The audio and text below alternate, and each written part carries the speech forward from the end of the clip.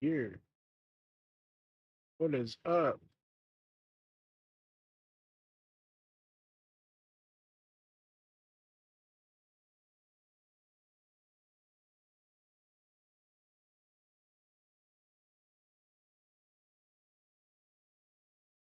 Here.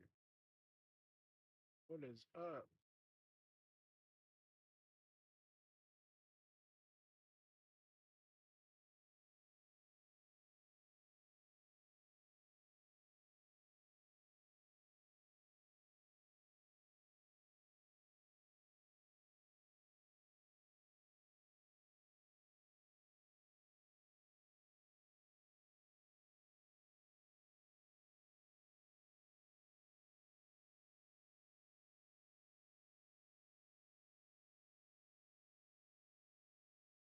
Twitch up. Twitch is still up. Now kicks off.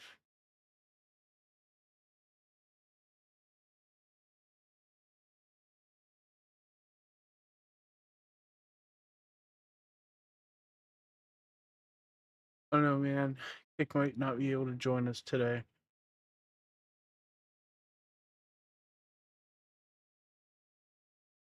That's all right. We're just gonna play. We're gonna play some MotorTown today. Should be fun.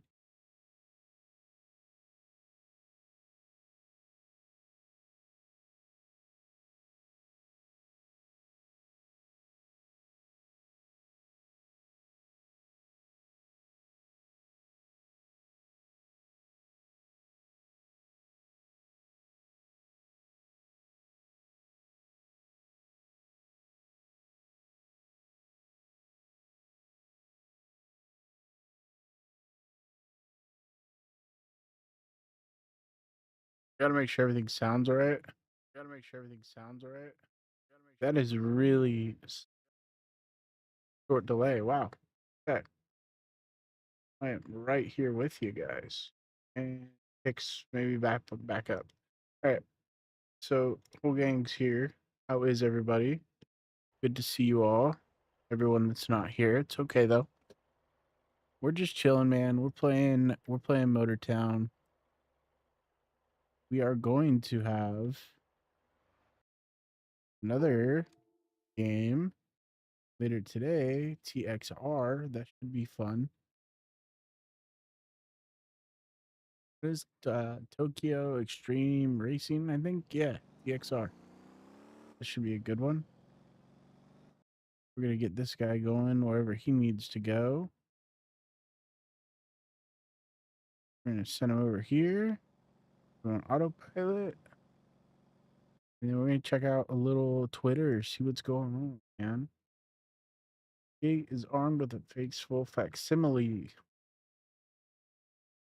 Incredible feel of the old games, but its mobile game style progression, the dialogue, and cutesy art. Cutesy art style makes it early access debut drastically inferior to the originals in all other ways.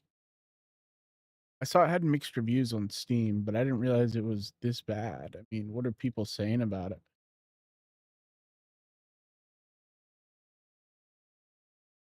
I'd be ashamed for this slander. I'd give this an 8, but 50 hours already. Usual IGN, game is peak. So the game's fun, but what are the mixed reviews for? If anyone knows. Whoa, what happened over here? How did that even happen?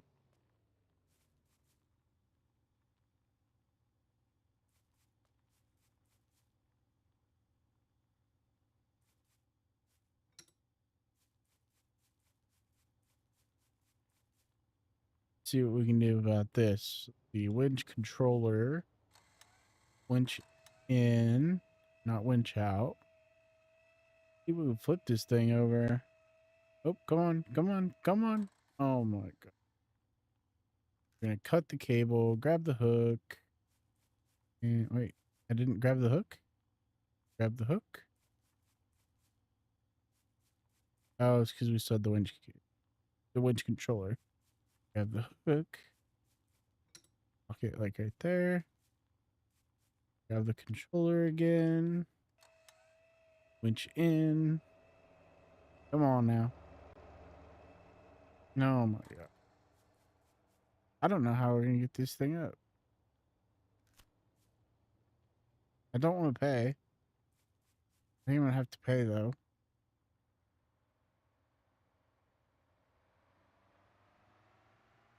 Failed to tow? What does that even mean? I actually don't know how it did that. Well, probably not on autopilot. We were probably on cruise control. So that would make sense.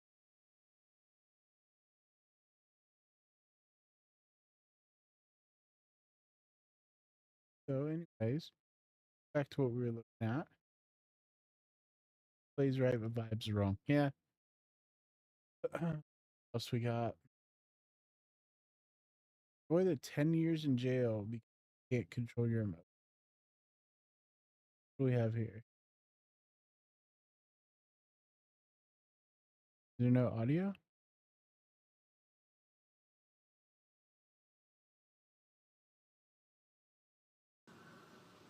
Even the doctor I just had no audio. told me it was something so instant that even if Charlie had been shot in the operating room itself, nothing could have been done. There was no pain, there was no fear, no agony. One moment Charlie was doing what he loved, arguing and debating on Hey, Van, campus. please don't advertise stuff. I get Fighting it, for the but gospel and truth. Even the doctor told me it was something so instant that even if Charlie had been shot in the operating room itself, appreciate you being here anyways, nothing could brother. have been done. There was no pain, there was no fear, no agony. One moment Charlie was doing what he loved. I don't think she was fake, man. I think she was really trying to keep it together on a massive stage. And people don't know how to read the emotion because she's overwhelmed with emotion. Happened to the truck driver.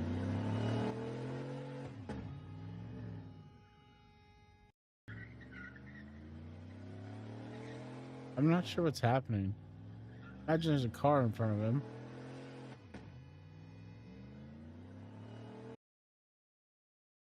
Good.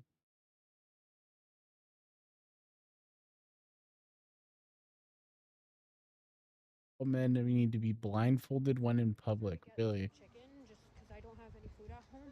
And this employee was staring Hmm. at me.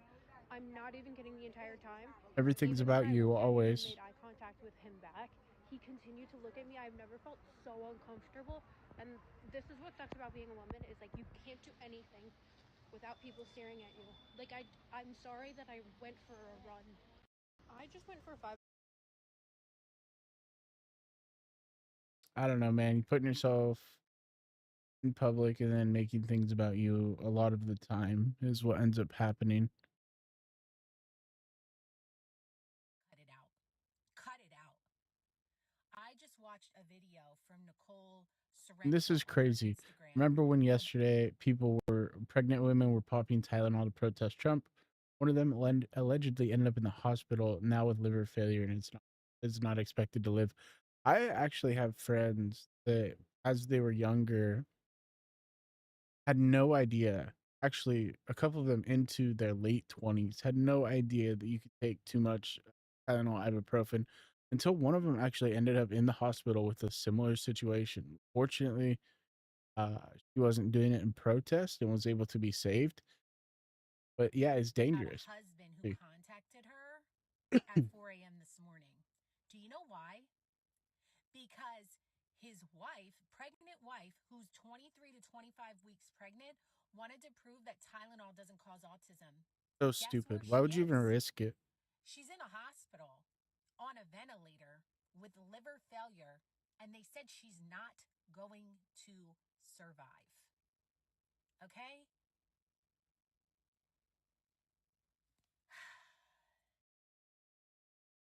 Fortunate. People are so foolish with their own thought. Daily reminder that 96 k. Oh, how about that?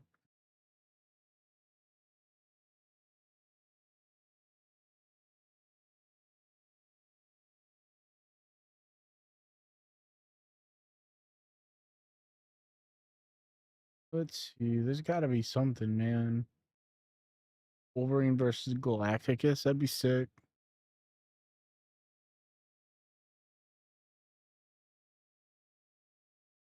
Man mask mandates. Actually, sorry guys, let me get a little bit of music going here for you as well. Well, I don't know. Do you guys listen to your own music? Probably, huh?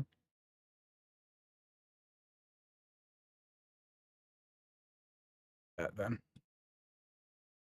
I will not do that to you.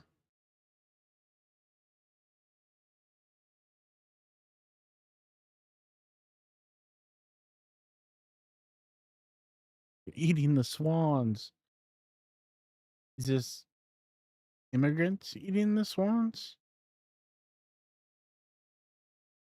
This is dogs all over again.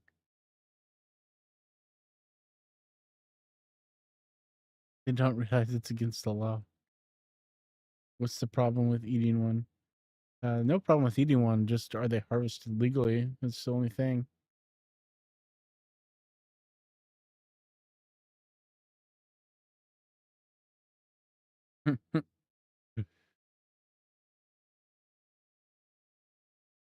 A woman claims that her 14-month-old baby named Bella, who was born a boy, now uses she, her pronouns.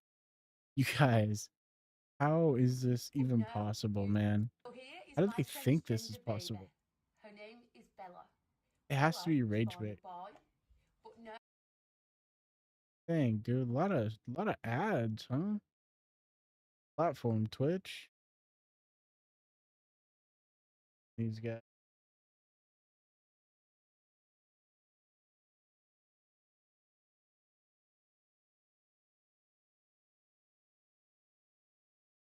Damn. Yeah. I don't know why I'm having to deal with this. I mean, I guess everyone probably has to deal with this, but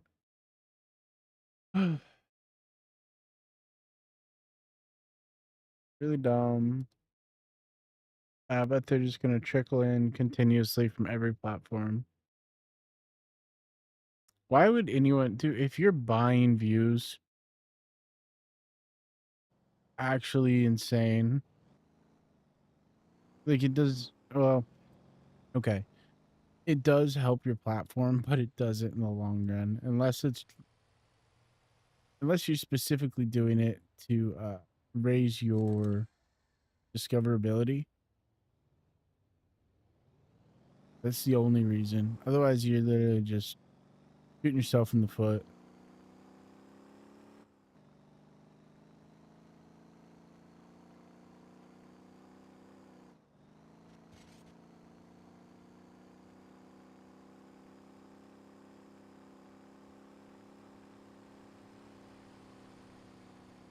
However, it is good to have that discoverability, man.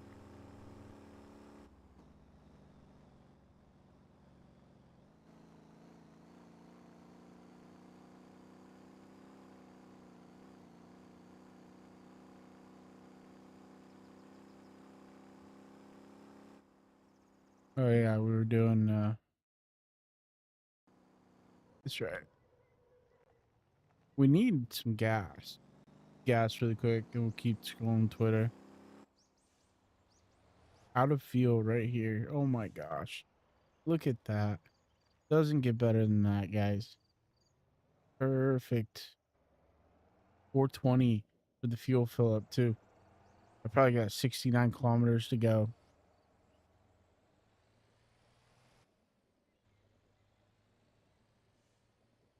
Doesn't get better than that.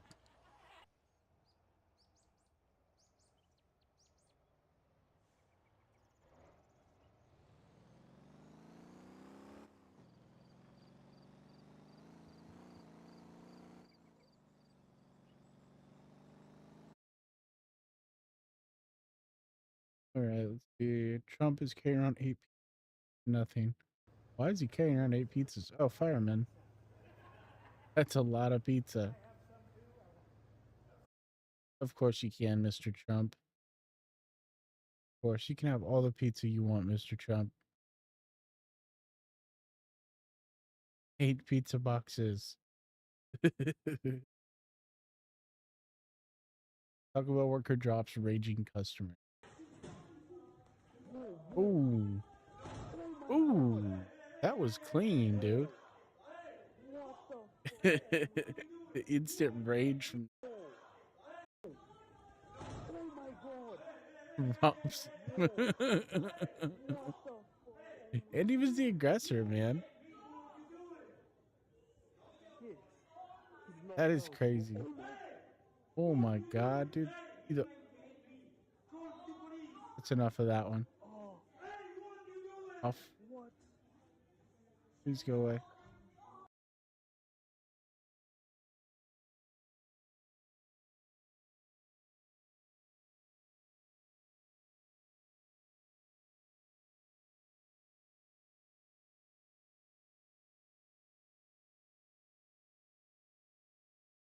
IGN is off base. What are they talking about? Ran perfectly. Well, at least I didn't have any issues. I don't know. I heard people were having some issues. Vance popping off. Not a reliable source of information, says John. What did Vance say? I shouldn't have clicked that.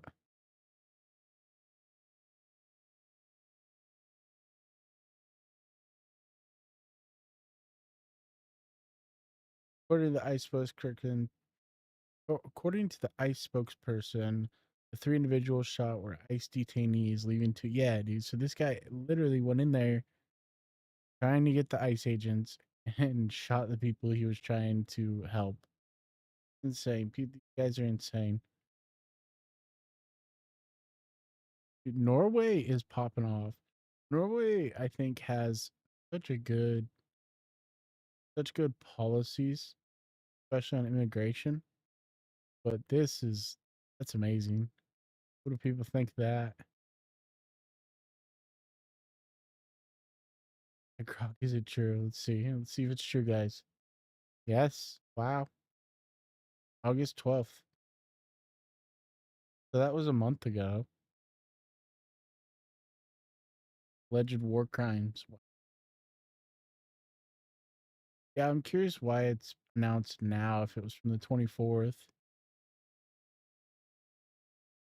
Most impressive how I don't wasn't that literally just confirmed? Okay. We gotta tow our vehicle. Oh, this is a nice easy one for us. Nice easy one for us.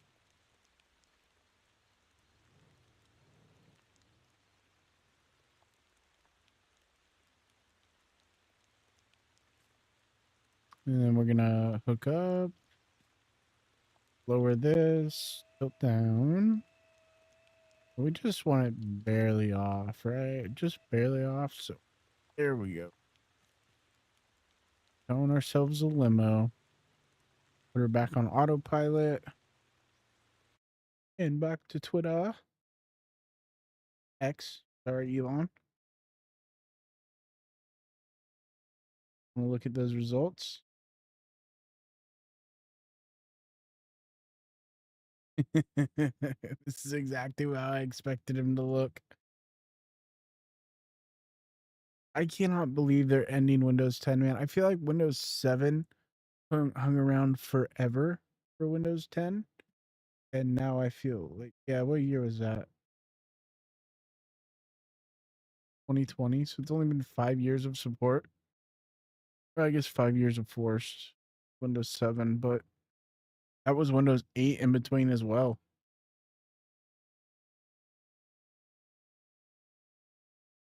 The Pokemon video was hilarious. I'm sorry.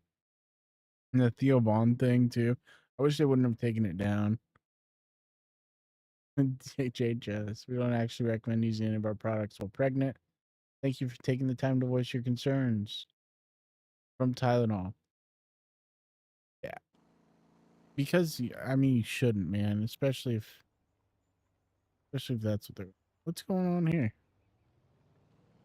What is happening here? These guys are all kinds of stuff, man.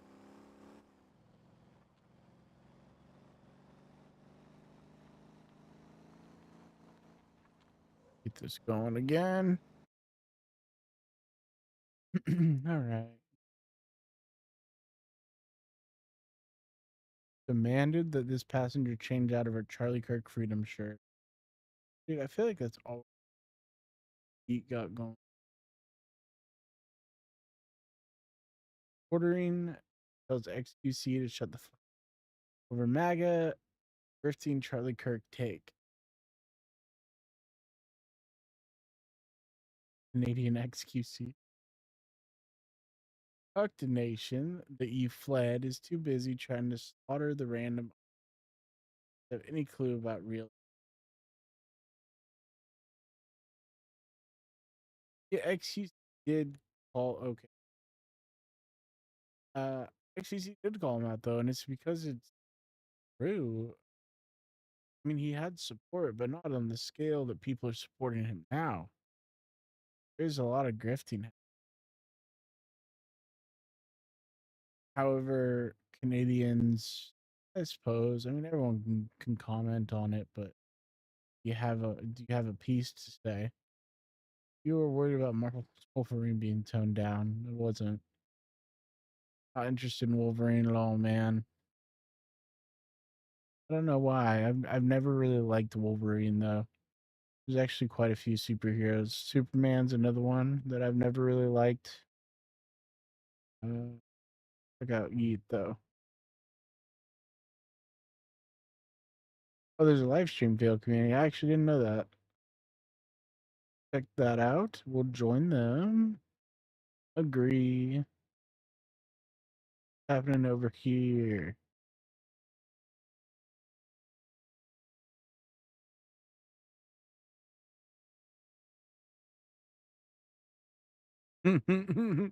This image is killing me. The shirt doesn't specify whether he's against these or not. That's pretty good. Admits he never gave a shit about January 6th.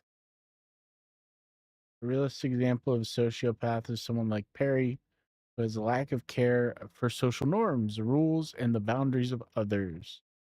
He doesn't really care. Let's see what they say. Engages in reckless, impulsive behavior. He broke a woman's nose. He had no issue violating my boundary, right? Can't take responsibility. True, true. He always blames his current predicament or the fact that nobody will talk to him because the community. I don't know who that is, but the voice is kind of tough for me.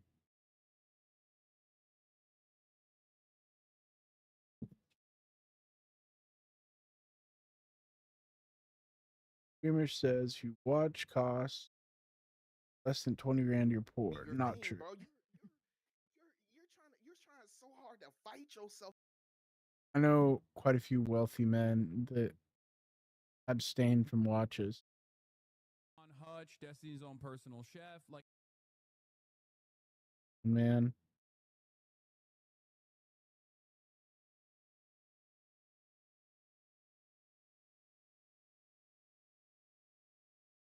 Yeah, I don't know, man. He go over to YouTube, see what's going on over there.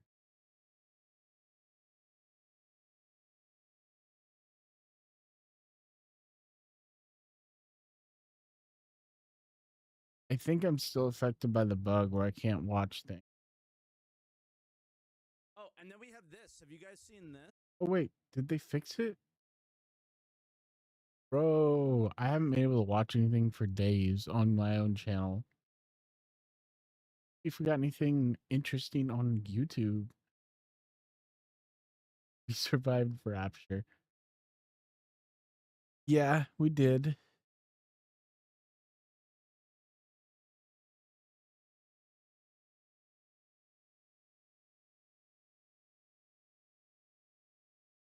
Security are the problem. How long is it? 38-minute Tectone video. I can't love Tectone, but 38 minutes is a little too long.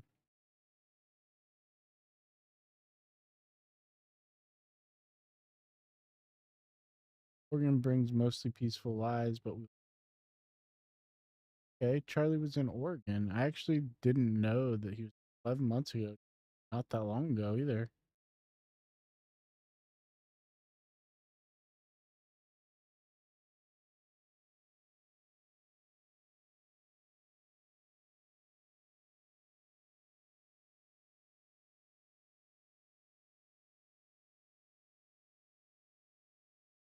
Man, dude, I got nothing. I make pickle Pepsi at home.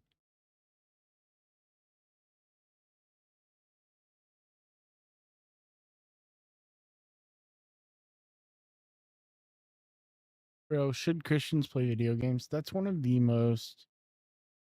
I remember growing up, grew up in a very religious family, we'll just say. And like Pokemon cards were those were demons. Couldn't play with Pokemon. Video games like Mario were okay, but it was very like very strict. It wasn't really until like I had Counter Strike on the Xbox that I started playing like Halo 1, Counter Strike is whenever I got to really play those kind of games. And then that have finally just branched out into other things. But yeah, man. Sky Destroyer, No Man's Sky. No Man's Sky is popping off, man. It's really cool game. Ooh.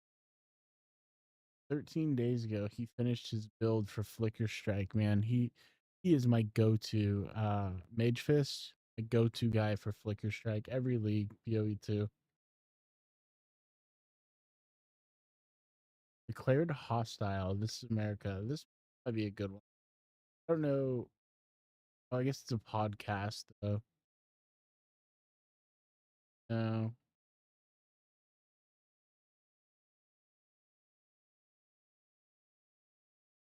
I finally tried Star Citizen. I'm interested what this guy's review is. Let's see what he has to say about Star Citizen as a No Man's Sky player. Okay. I mean, if No Man's Sky never got a graphics overhaul to look like this, it'd be game over. Because then I would never play anything else ever. I mean, come on everyone, now. welcome back to Robot Boy, and today we are in Star Citizen for the very first time on this channel. We are playing The Aurora's a great starter. Now, obviously, as a big No Man's Sky fan, No Man's Sky channel, I felt like it was about time that we maybe tested this game out.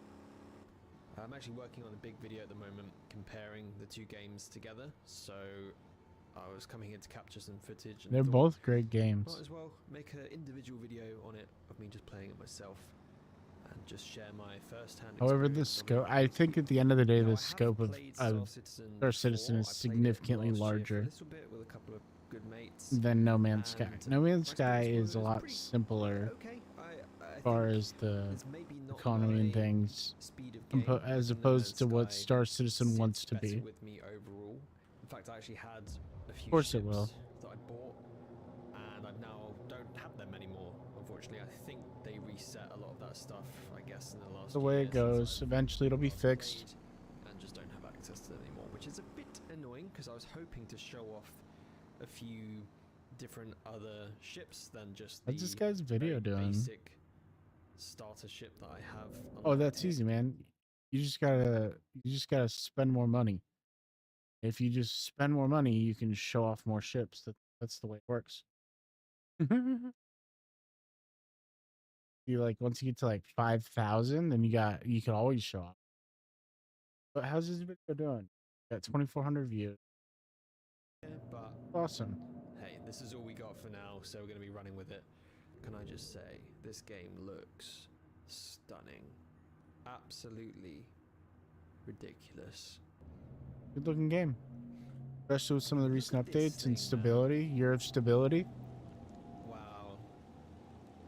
To me, this is the main It's a reason, starter, to right? be honest, why I Like enjoy this is why playing they Star need to Citizen refine is the just starters. looking at it, which I know sounds a little bit ridiculous, but Because you get players personally, like I this. get a lot of satisfaction out of a game that just looks really nice, and just enjoying these very calm, We're gonna slow, turn in cinematic moments. our I'm not always about the crazy gameplay, thing really quick. and I feel like maybe if Star Citizen wasn't so Good, he's not crazy punishing about crazy on a gameplay all simulation the level, time. and was a bit more open in Because No there's a Man's lot of Sky's approach downtime to actually. gameplay and accessibility in that sense, I would have way more of an enjoyable time. But I know the game is not designed to be like that. We are That is level just how it is, 15 and now. I completely get that, and they're not going to change that. So I guess that's just where the game differs from me. I'll tell you what we do want to do is I want to head to Pyro for the first time today. First time Pyro. Pyro's Because dope. I've not been there. They've added that since I first played the game. And obviously a big question is, how do we do that? Let's just get a bit of distance. The challenge in and of itself, my friend. Head to this Remember the blue- first time I tried to go through the gates, I just couldn't find that thing. I know there's the indicator. Couldn't One thing find the I've learned is to indicator. never fly directly at something for that specific reason. Yeah, you Get learned a that pretty little quick. bit closer.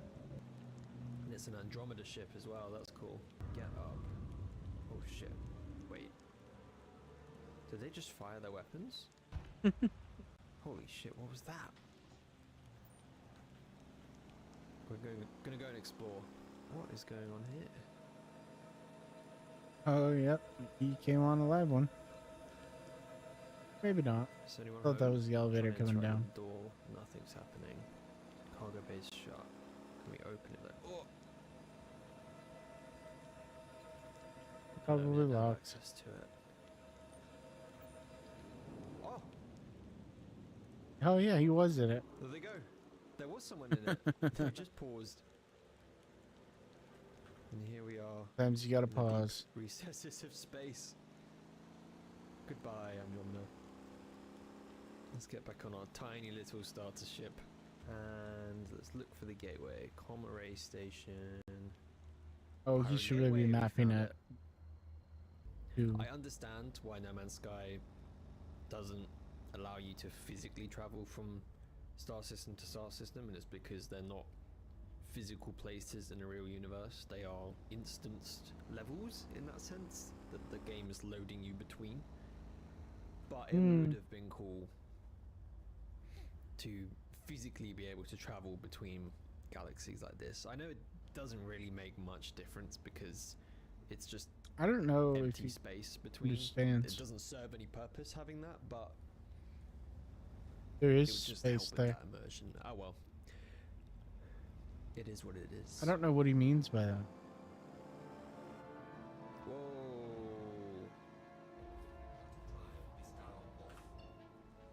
Oh my god. That's sick. Hangar request complete. I There we wish I go. could have this same level of Hangar available to us. Let's discovery. experience it. I guess maybe that's what like Okay, let's exploration start will be eventually, but Is it that open one there? Let's slow down. I would speed. love to Don't see count on it. the speed. Gonna go too quickly into this.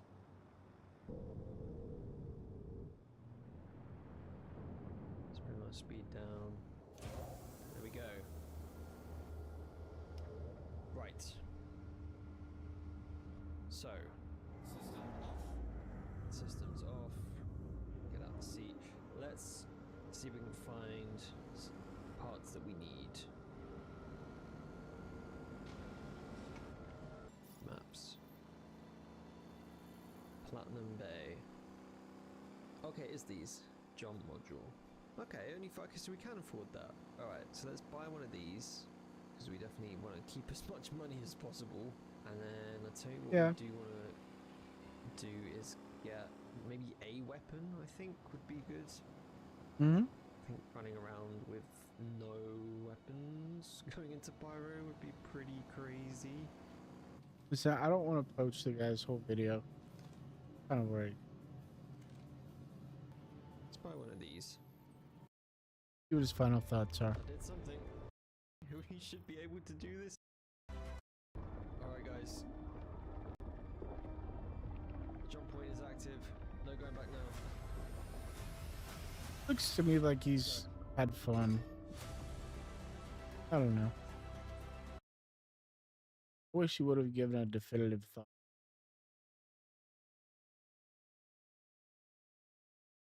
I'm a sub. He's.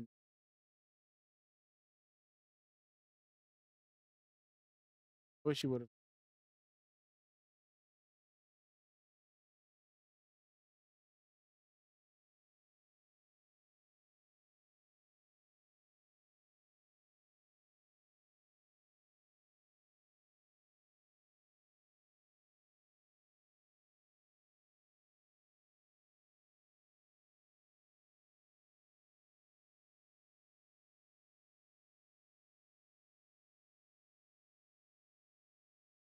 Why you can't? Let's figure out why we can't pick a game to play. How many of you have gotten off of work or school and you sat down to game, you only have an hour or two, and you cannot decide what to boot up and what to play? You sit there looking at your Steam library. So many games you've never tried from Steam Sales Pass or maybe Xbox, PlayStation, Switch, wherever you play, and you just cannot decide what to put the time into. You know this 1 hour is precious. You know you need it to recharge your batteries because school, work, whatever it is coming again tomorrow. You end up staring at the screen and eventually just pull up YouTube, binge, and then your hour's gone and you kind of feel horrible. Good to see you guys. Why does this happen? And I want to talk with you about it because this has been happening to me recently. Is it the fact that you're getting older? Is it nostalgia? Well, I'm going to sort of break down my thoughts and opinions on this. Now, I've been pretty sleep deprived lately. I've started working. I think a lot nights, of it comes everything's down to super like the expensive, actual and so games. my time for gaming in the last 3 weeks has been very compressed. And I literally have gone through the scenario I just described where I know I've got Tell an me, hour I work 10 to available. 12 hour It's a days precious every day. hour. And yet I cannot figure out for the life of me what to boot up. I want to get the maximum enjoyment out of this time because I know Everything it's just so requires so much time investment. You have to invest so much time to play any single game because they all have a battle pass. I have a battle pass that will take up a minimum of an hour a day from you. Usually more. Usually it takes more than an hour per day for a battle pass. And then they want you to pay for them so that you have FOMO. And then if you can't finish it in time because there's a lot of time commitment to buy one of those battle passes to actually complete it, then you feel like you wasted your money. So you try and complete the battle pass with the coins or whatever it is that they have for their game. And it just doesn't feel good. And so, like, whenever you have this constant cycle of that, makes the games feel bad. And then you get the games like single player games that have it too. And it's even worse, man.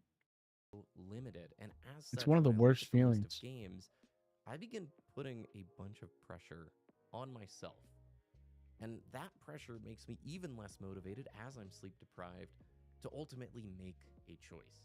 Sometimes when we're presented with way too many choices, it's been shown that our human psychology just gets overloaded and we can't make a Yeah, decision. We that get too. stuck in analysis paralysis. And for many people, Also, nothing you've that's been just like gaming a great. long time, your library can get big very quickly. It doesn't They all feel mean similar. that you don't enjoy games or that you just don't know how to have fun anymore. It just means that the pressure is overwhelming you, especially when you're tired. You know, you don't want to take a chance of picking something that you don't enjoy or like. What if you wasted that 1 hour? And this It's not so much leads that I us to wasted the 1 hour, decisions. it's that it's like Now, I used to not a play fun hour StarCraft 2 in most a lot. games. When I was in college, loved Halo, but at the time, Halo was being taken off of the MLG circuit around Halo 4 time. And around that same timing, StarCraft 2 was I suppose becoming that the could be darling wasting the of hour. I don't know. MLG and also Twitch and Justin TV at the time, and then ultimately it turned into Twitch. And I loved StarCraft 2, but it is a game where you have to make hundreds of choices every single minute. In fact, True. they measure the choices and the actions StarCraft that you is make insane. in a term called APM. I could never Actions keep up. per Like, minute. I love And this style of crazy game. good pro players. And like Red Alert is actually what I came from as PC game. Like one of my very first PC games is Red Alert, and I absolutely loved Red Alert. And I thought StarCraft was gonna kind of fill that gap for me, but I just couldn't keep up with the consistently APM. play at like the 300 to 400 mark, sometimes jumping up.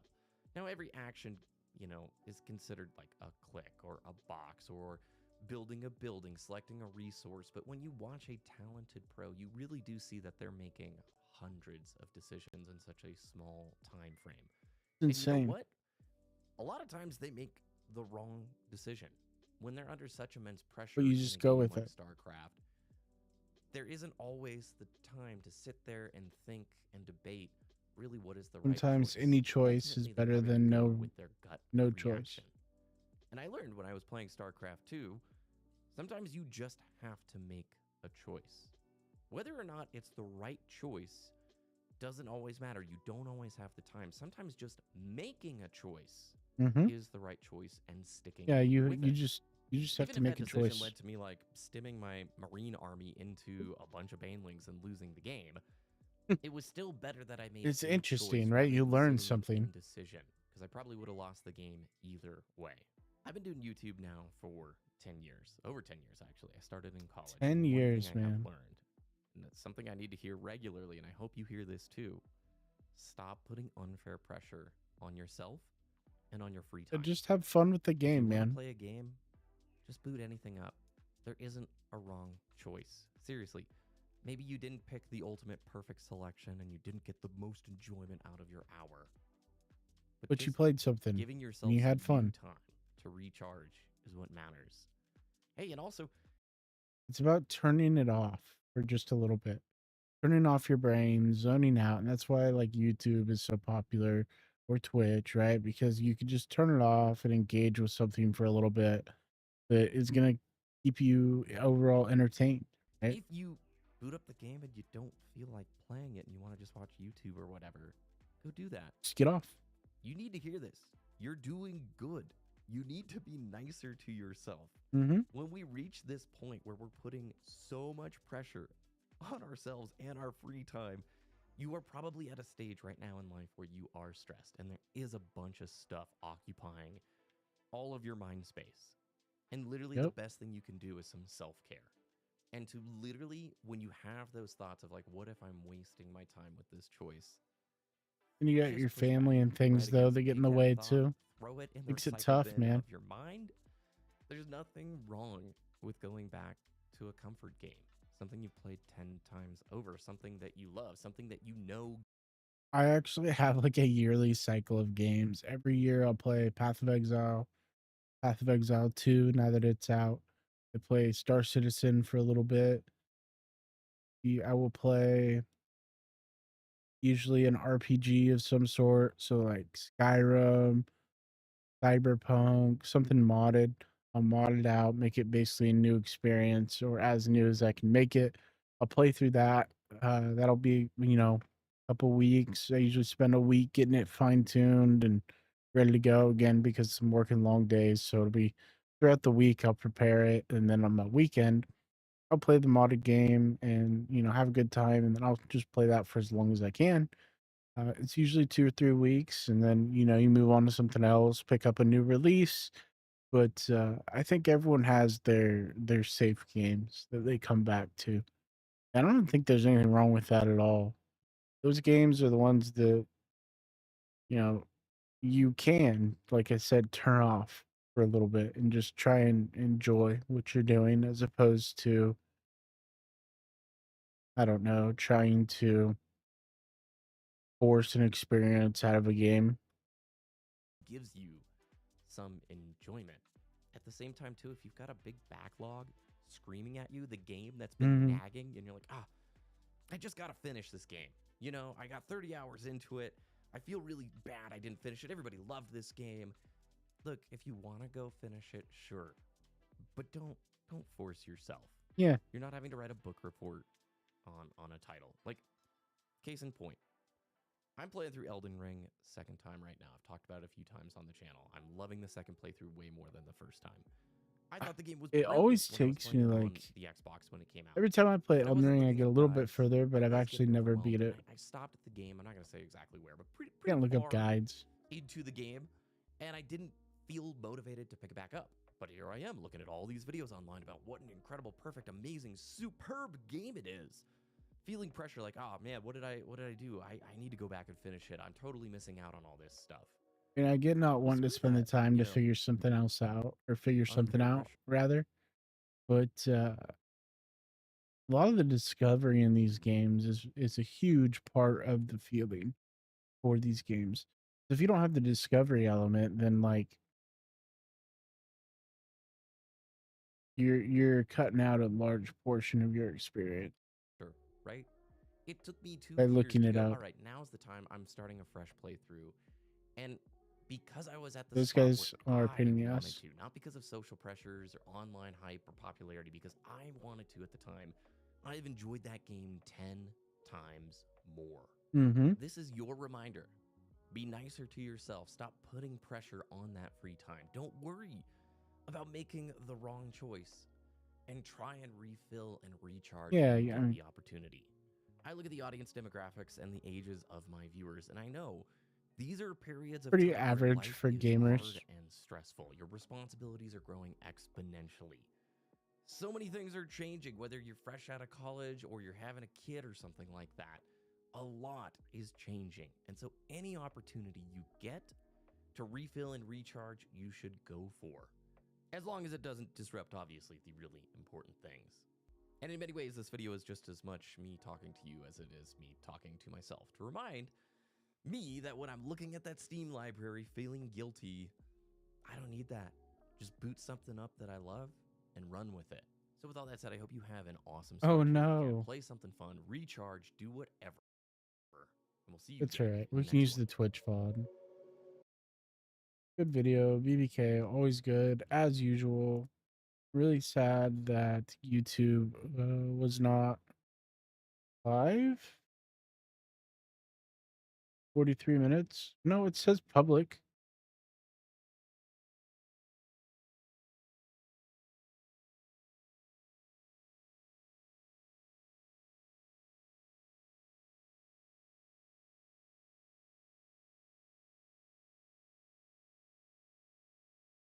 I can't do 13.5 YouTube. So sorry.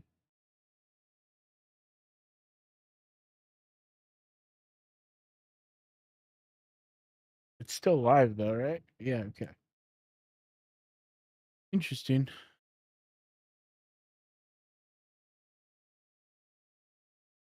Anyways, good as always. Thank you, BBK.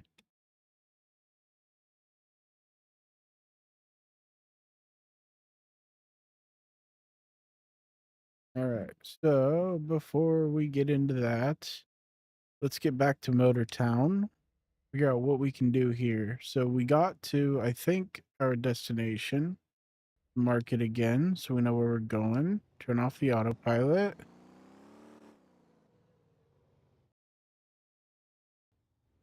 On top of this.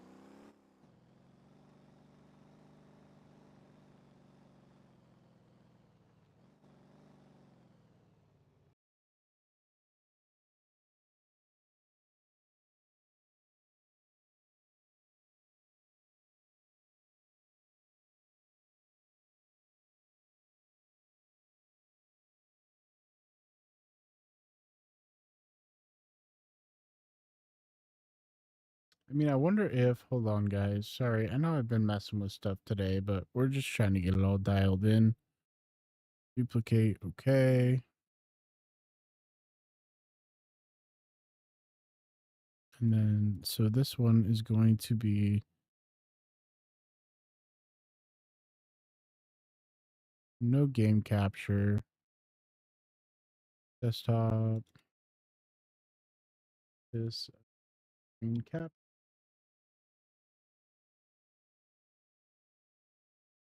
Okay. And then we'll come back to here. Go this one. We're just going to resize it. We're going to keep it full screen. So if we want to keep it up, we can. But I don't think that we're going to be honest.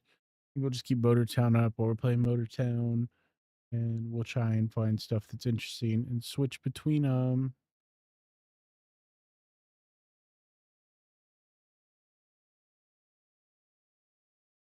So, go.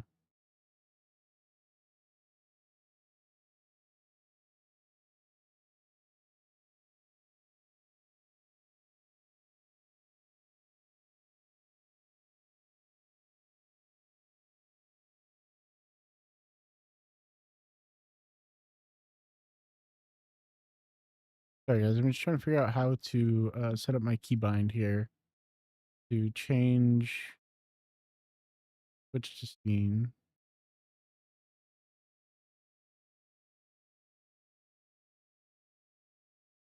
Okay, here we go.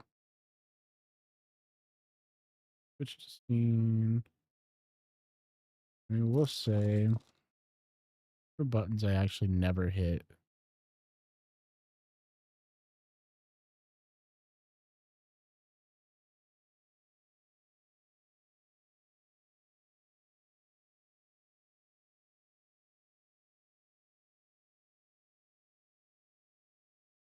Hit home and end. Okay. Now we got. Okay, that works for me. So I can find us something to watch, and then we can also play MotorTown in the meantime. So let's get up here, and we'll find.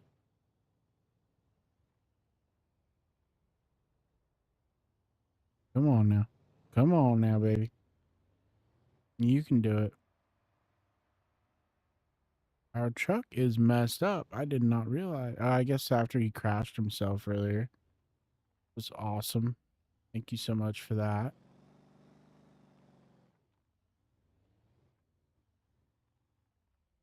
Come on, man. Really?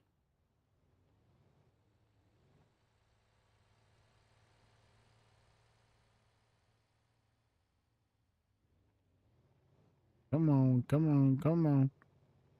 Need a little juice.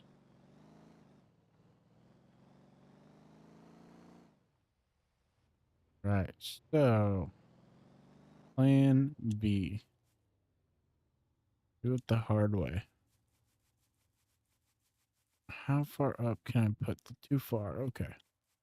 We can go up to.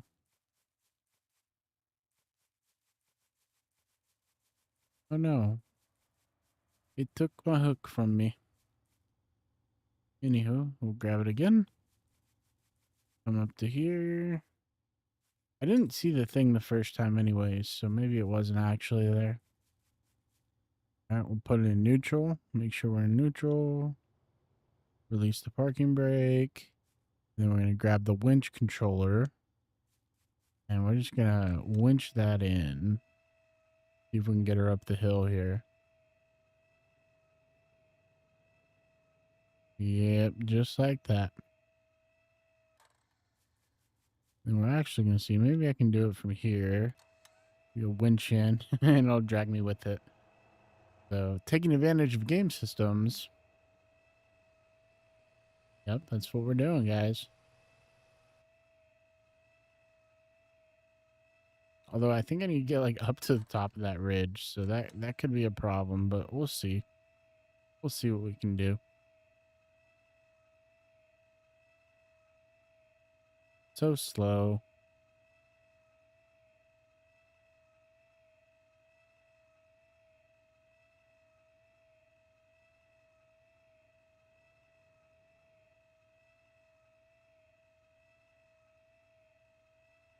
Oh, I see another one, guys. Stop playing games efficiently. It's so... RuneScape ruined me for that, by the way.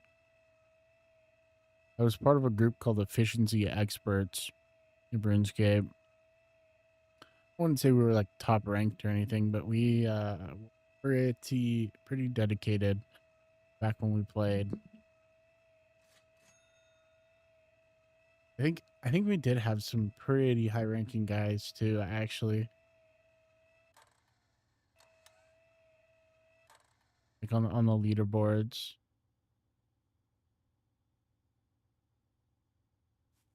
Okay, so now we need to set the parking brake. Set the hook. Oh no, please don't go. No. Okay. We have to find another way around. It's not going to be up the hill, I don't think. So, we're going to go up over here. And up that bank that we're looking at directly. I think that's going to be the better option for us.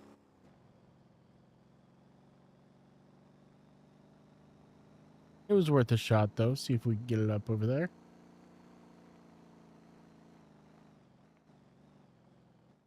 Always worth seeing if you can get it up. This thing is so bad.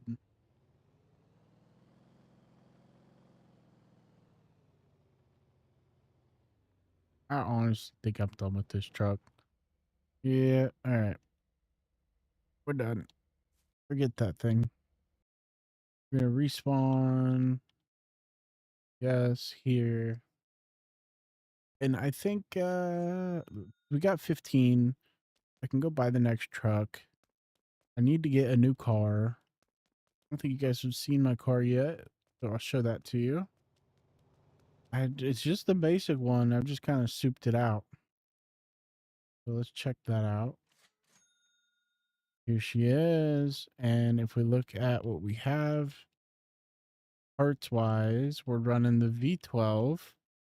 We are playing slightly modded. Not a lot of crazy stuff. No economy changes. Just some extra things for the vehicles. We got the HM6 transmission. We're using the large cooler. We're using the short intake V12 motor, 400 horse, stage 1 turbo. Again, that transmission, final drive 3.73. I'm gonna be honest, man. I play a lot of racing games. I have played a lot of racing games. I have never taken the time to understand what final drive really does for me. I know it makes me faster in my final gears.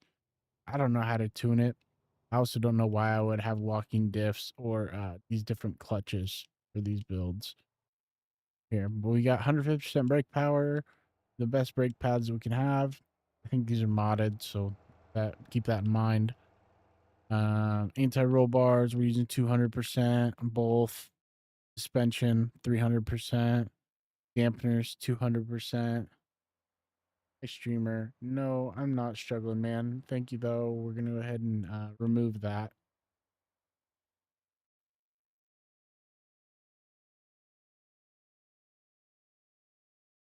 Bye.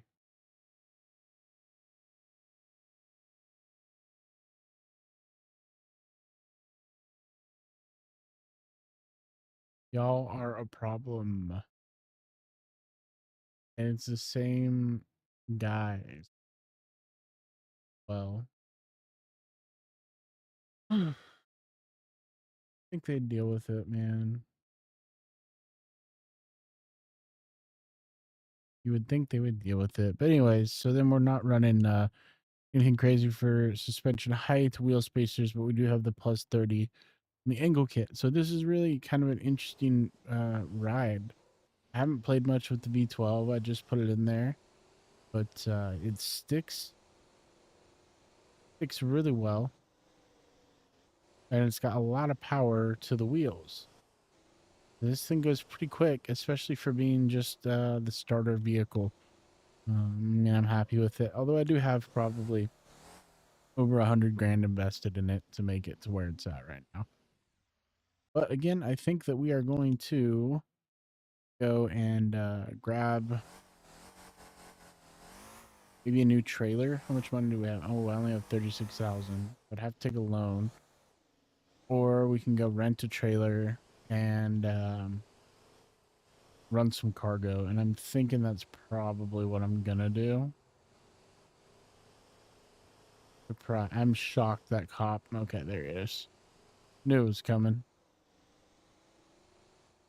All right. So, anywho, we're gonna just go ahead and well, no, never mind. I take that back. Give me a second, dude. I'll surrender. It's fine. Take the $100. No one cares. All right, we'll see the truck here in a moment, guys. Not Siri.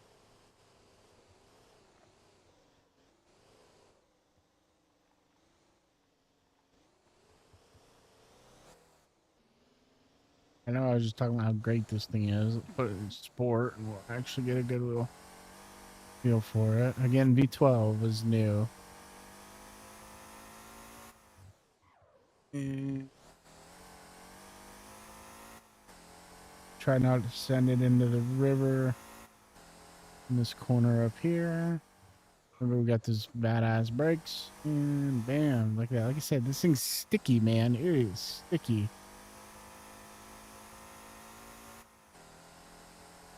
Again, remember, guys, with the assistance of a couple mods, with some extras components added to the vehicles or options for the vehicles. But this thing is sweet. I can't wait to get like an actual sports car and move a lot of this stuff over if it applies. But I'm looking like 340 grand for my next vehicle upgrade that I think I'm gonna grab. The only problem is I can't really run taxi with it because it's a two-seater. Gotta have like the taxi missions here. They got different amounts of people. Like right now, these are all one person, so maybe it does make sense. But a lot of the time, there'll be two people. Wouldn't be able to accept those missions. And the reason we didn't drive the tractor over here is because, or the semi over here is because it's gonna just take longer. Things pretty quick. So we're gonna park this, hop in here, spawn that vehicle. Be our semi. And honestly, it's about time for a new semi, but I think I'm gonna wait till level 30. So we'll just hold off a little bit on that. Let's see, what do we want to run? What would be fun, guys? Can I run this yet, or do I need level 30? I think it's either 30 or 50 on this one. We can use it now. Hell yeah. All right, so we're going to rent this guy.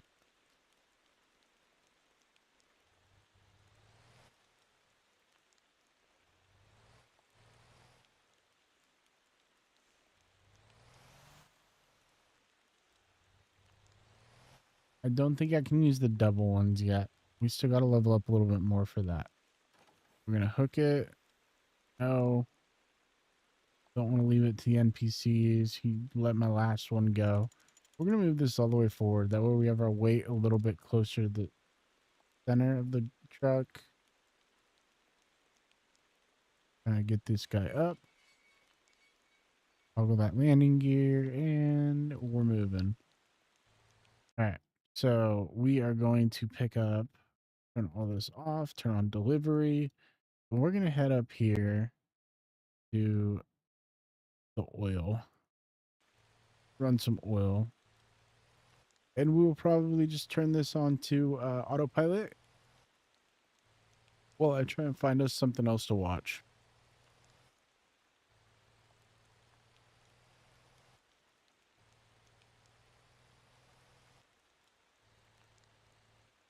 If you guys are still here or watching the VOD or whatever you're doing, we do have the Borderlands giveaway.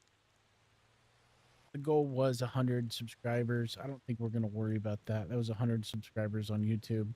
I don't think we're going to worry about that. I'm going to make probably one more Borderlands video. And after we do that video, that's when we're going to do the giveaway for the free copy of Borderlands 4. I got it when I was upgrading my PC here for some of the streaming stuff. Ended up getting the 5070 Ti. So I did get a copy of Borderlands 4 game code. I had already purchased the Super Deluxe edition, whatever it is, the $130 one. And that's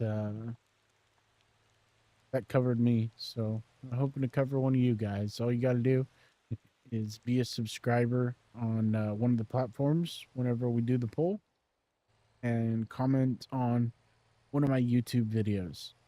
My links are in my all my channels across everything. Check it out. Again, leave a comment on there somewhere, so that is going to be your entry for the drawing.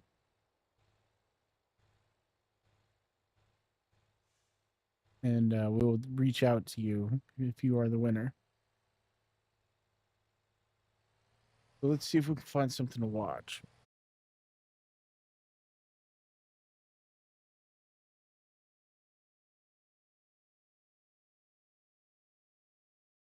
Uh,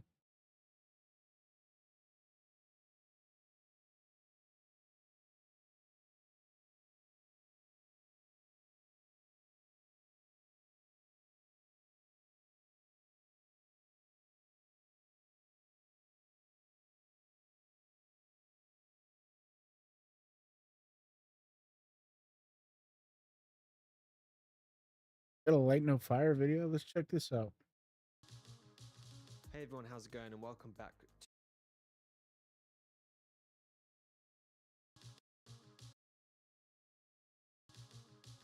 Hey everyone, how's it going? And welcome back to Holy Robot smokes, Boy. man! And Please in stop.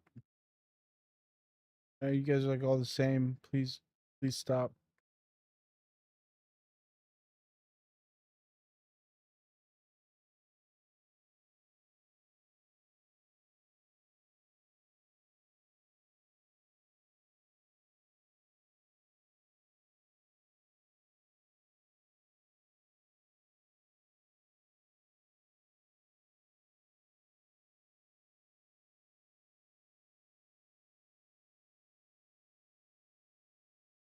All right, guys. I figured out how to ban these guys.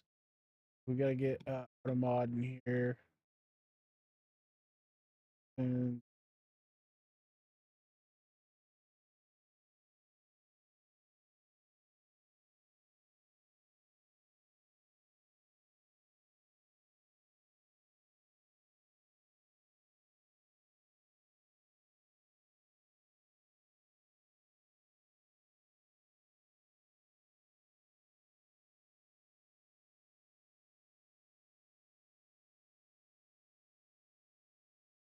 give me a second, guys. I gotta ban. I gotta set up an auto ban. Not an auto ban, but like a mute for anyone that types this stuff. Mute.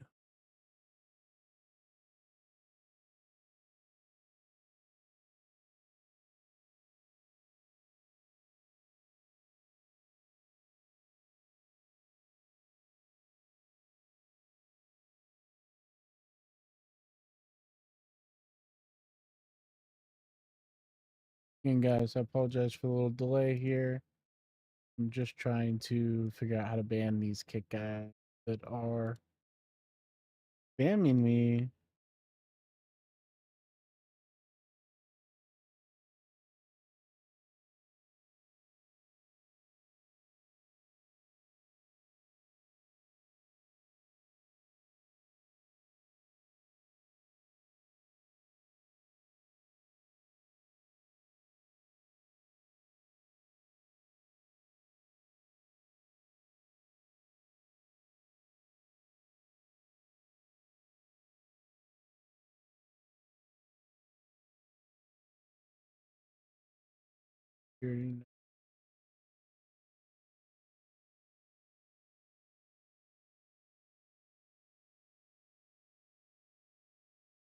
I can't figure out the bot, but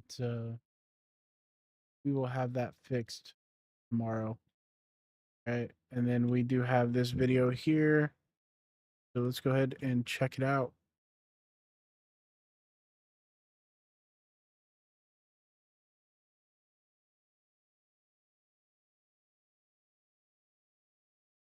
This is Light No Fire, release date soon. I hope that we have a release date. It'll be interesting to see what Sean Murray's doing with this one.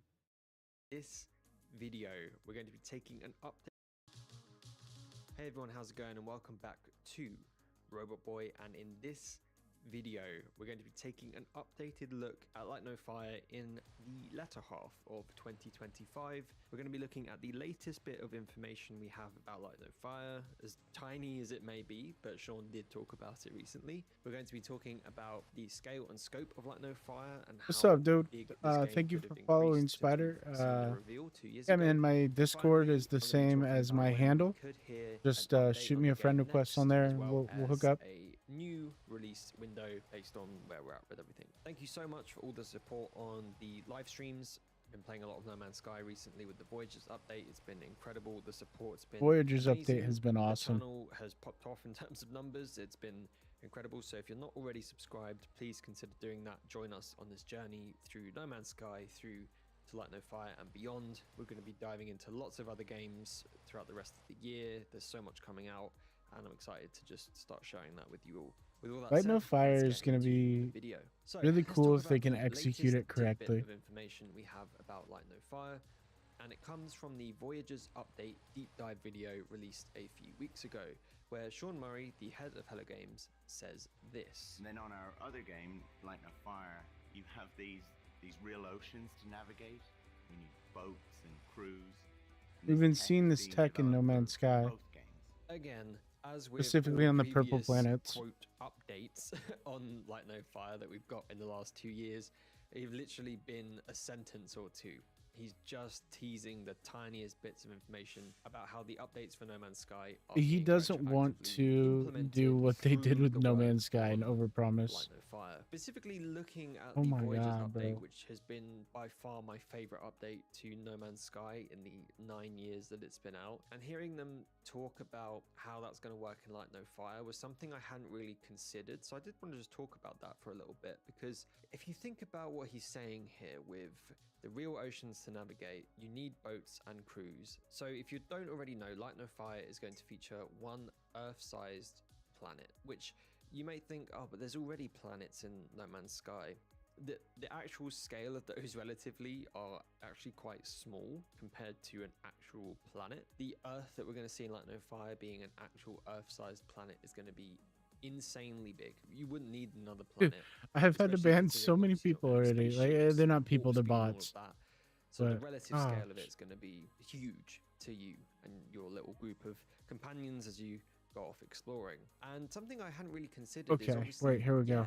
there will be, I mean, we've seen in the first trailer, which all we have to go off is lots of land, and there's a few bits of ocean, but the actual idea that there will be massive oceans to cross. I know we have flying mounts, but the idea of, based on the Voyagers update, building boats, and in this case I guess ships, you know, like pirate ships or just big sailing boats, from a modular perspective, crafting those, crewing them up with multiple people, because this is something we hadn't really thought about before, because No Man's Sky didn't have this. You just had your singular ship and that was it, and it seemed to be maybe that would be the case to a degree with Light No Fire with the singular mounts. There is a single frame where you do see some boats. I don't have a lot of hope for these boats. But it doesn't really give a lot away, and at this point, if they're building on this big ship building mechanic, in the literal sense of building a ship for sailing the seas, that I mean, I feel like you would need one if it's a life-size scale planet. You're gonna need a ship of some sort. Let's get this fixed. Looks like shouldn't see those messages anymore, guys. Can't say growth in the chat though. That's gonna be how we'll filter them. But anyways, back to the video. is just almost creating the pirate fantasy in that regard, building your own galleon. They're essentially, in the Voyagers update, they took on Starfield and Star Citizen, and it seems Fire with the shipbuilding, they're basically taking on Sea of Thieves. With the Voyagers update and how in depth the customization is for the Corvettes, I could totally see them having an awesome modular system for Light No Fire as well. And again, they're testing this tech for Light No Fire, is really what it comes down to. That would make sense. And seeing the boats, I mean, these boats, again, they all look pretty the same. I don't see any variation here. So it could just be an example. I would hope that they would do that actually. That would be awesome. Thieves with the putting in a ship that you can build with your friends, jump on, man it together. I don't know how many people you'd get on, but that to me is super exciting. I don't I'm want very No excited Man's to see Sky what level comes of with it. Moving on from that, just generally taking that I mean, not point, No Man's which is Sky, that but again, this is kind of speculation, but what is the what scale am and I scope thinking of? of Light No Fire going to be? What could the game even look like now if we just take a moment to think about that? Because we Sea of haven't actually Thieves. seen I don't want any that footage level of Light No of Fire in almost 2 years. having the And with teamwork, all the the insane No ship, Man's Sky updates that they've been too putting much. out, we can only imagine what they've been doing behind the scenes on this brand new game, just from a graphics perspective. Need to cater In to the Light solo No players Fire as well. video we have, the trailer is 2 years old. No Man's Sky did some big graphics overhauls in the last year with the world's updates. We're also obviously thinking about the Voyages update, the shipbuilding, how that's going to work. And that's only what they've backfed into No Man's Sky at the moment. Just what more, how big, how good can this game be? It has potential to be a very good game. With the scale, right? So when someone says 1-to-1, like planet size 1-to-1, with the procedural generation, the way they have it, I'm curious to how, because the world's only going to procedurally generate once, probably, right? Like you get to an area, it's going to procedurally generate. So is the changes going to come from what the players are doing in the game? Because that's actually what I think a lot of the procedural generation that we're going to see in Light No Fire is going to be, is the actual changes in the way the players are causing those changes throughout the planet. In 2 years on from what we saw, because that game that we saw 2 years ago is already Almost looking simulating incredible. real life So, in a way, right? again, not trying to overhype this thing. Obviously, this is all speculation, but it is worth thinking about. It's That going to 2 get years on now, overhyped what have they been despite doing? Sean's Because I best assume when they interests. announced it that it would come out maybe at the end of last year, if not this year. And we still haven't had any more information about it. Or maybe the scopes just kept increasing and they've kept going, you know what, we can make this bigger and better, and let's just keep going until we've got everything in it. So, very exciting. And this leads us onto our final point, which is, when could we hear about Light No Fire officially again? And I have final point of, what is the new release date time frame? Because last year I thought we'd see it at some point in 2025. Well, last year I thought the game would release in 2025. Earlier this year I thought we'd hear about it in the summer at some point, maybe see it at the end of this year. There was obviously the GTA clash that would happen. GTA's now been delayed. GTA well, is coming out in year. fall. So if we really I think heard about fall. it, the Tokyo Game Show at the end of September coming up, but I'm not certain Light No Fire would be there. It seems a bit of a random place for Hello Games to pop up. So the other main option really, I would really highly assume that this is going to happen, is we do see something at the Game Awards in December. That would be 2 years on. I guess it was like 8 months ago, though, huh? Which was Yeah. also at the Game Awards in 2023. But that's the only time we've actually had footage and any real concrete info about the game was those 2 years ago. So the Game Awards might feel like a fair place to come back. Jeff Keighley seems to be cozy with Sean Murray. Hello Games have popped out there a few times, a few different events for different updates. The No Man's Sky reveal, now the Light No Fire reveal as well. So seems like a good place that it could pop up. And with that being said, obviously I don't think we're seeing Light No Fire in 2025. I feel like that's pretty obvious. But 2026 at this point could be the year. 2027 seems very... I don't know. I think 2026 might be fair, just from what we're hearing from Sean and the way that he started talking it up a little bit. I would love to see Light No Fire in 2026, actually. That would be awesome. Mm-hmm. I do just want to add something really quick because I feel bad.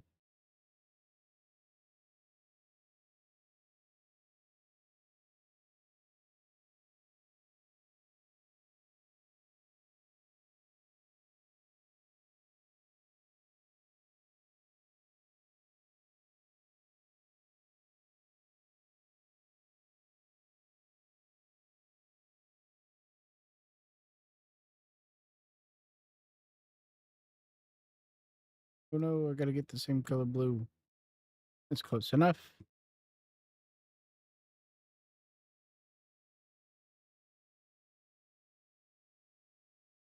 Listen.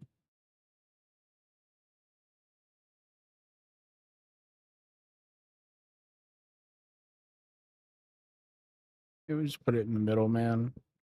Move it. Oh, well, put it over here. Right here's actually a great spot.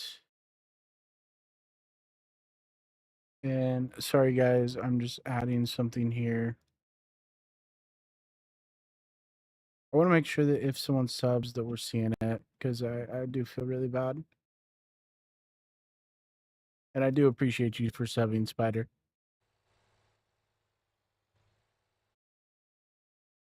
All right, back to the video. Very far off from a 2023 announcement, especially when you consider a game like GTA got announced in 2023 and that's coming out next year.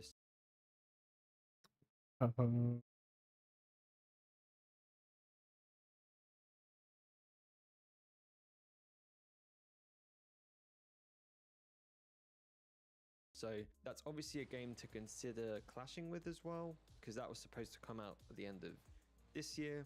GTA 6 is now coming out in May next year. I assume Hello Games don't want to clash with that, so my best bet is currently I'm going to say August next year on the around the 10-year anniversary of No Man's Sky, which would I think tie off quite nicely, be a really nice way to celebrate the 10-year And that's what I was saying in the video that I put out on No Man's Sky, is that I think that 10 years is kind of going to be the end of No Man's Sky. I might be completely wrong, but from what I've seen, that's what I'm envisioning. If the game came out early next year, but it could happen. We could get a I think it's fall 26 with a trailer, and the game's coming out in maybe February, March, potentially.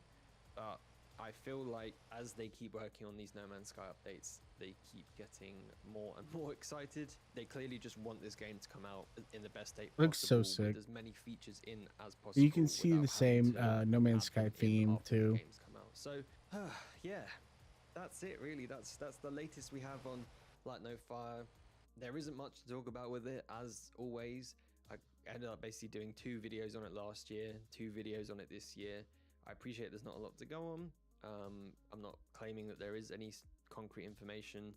I feel like it's just worth, whenever these sort of 6 months go by, talking about the game again, because especially with these No Man's Sky updates coming out, they're not. These updates for No Man's Sky have been massive. There is a lot that you can infer from it on what Hello Games are doing. So if you're excited for Light No Fire, like I am, hope you've enjoyed this video. Give the video a like and subscribe if you've enjoyed the content and want to see more Light No Fire content, No Man's Sky discussions. We'll be here for the whole journey of Light No Fire. Join us for that. I'll be streaming a lot more as well, and I'm also working on my own video game, which I'll have more information on that soon. Oh now, shoot, good for him, man. And I'll see you in the next video. Robot Boy. Pretty good video, man. Only 3K subs. If you guys see this one, make sure to sub to him. He's doing good videos. Good for him, man. See what else we got. All right, we'll switch back here for you guys. See what's going on. We picked up some oil. We're running the oil down to show you where we're going. We are going all the way down here, right? We started all the way up here. It's gonna be a pretty good drive, about 35 kilometers. So like I said, man, we're just gonna keep chilling out, growing our company. Right now, we just paid back a loan of $300 or $175,000 or something.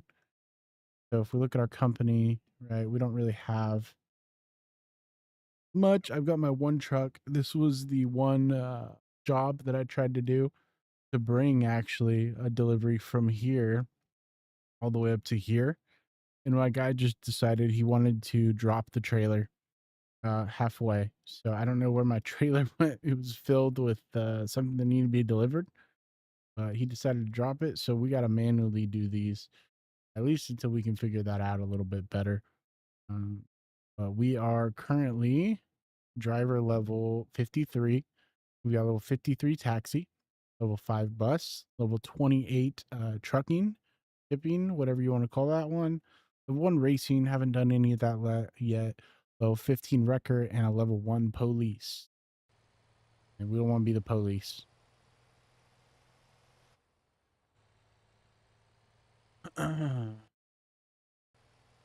he's doing his thing. Yeah, well, fine.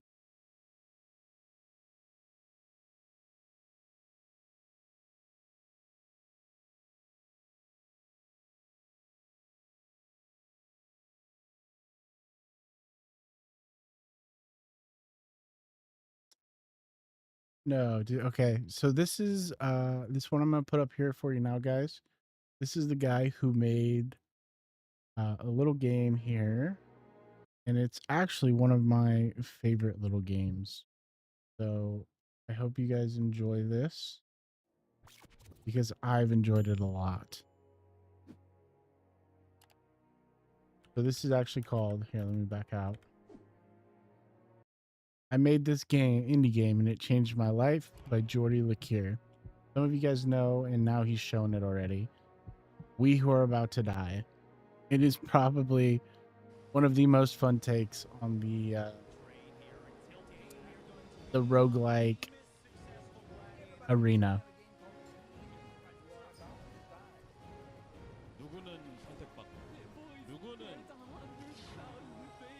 I've completed all but one tree, I think, in both the old and the new version now.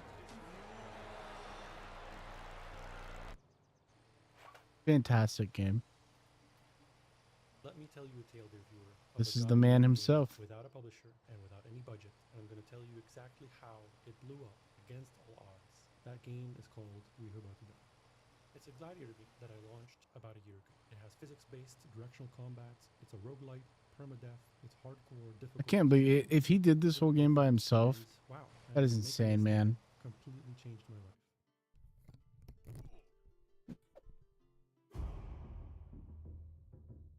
At this point, the game is doo-doo. It is buggy, has bad game feel, it's completely undercooked, and worst of all, nobody cares. But I had some dedicated members in the Discord. Shout out to all three of you who gave me some amazing feedback, and they helped me find bugs to fix and improve the game overall. I decided to make a demo, so I went into overdrive to finish it in time. I also collected over 1,000 emails of YouTubers and journalists, and I asked them all to play my demo.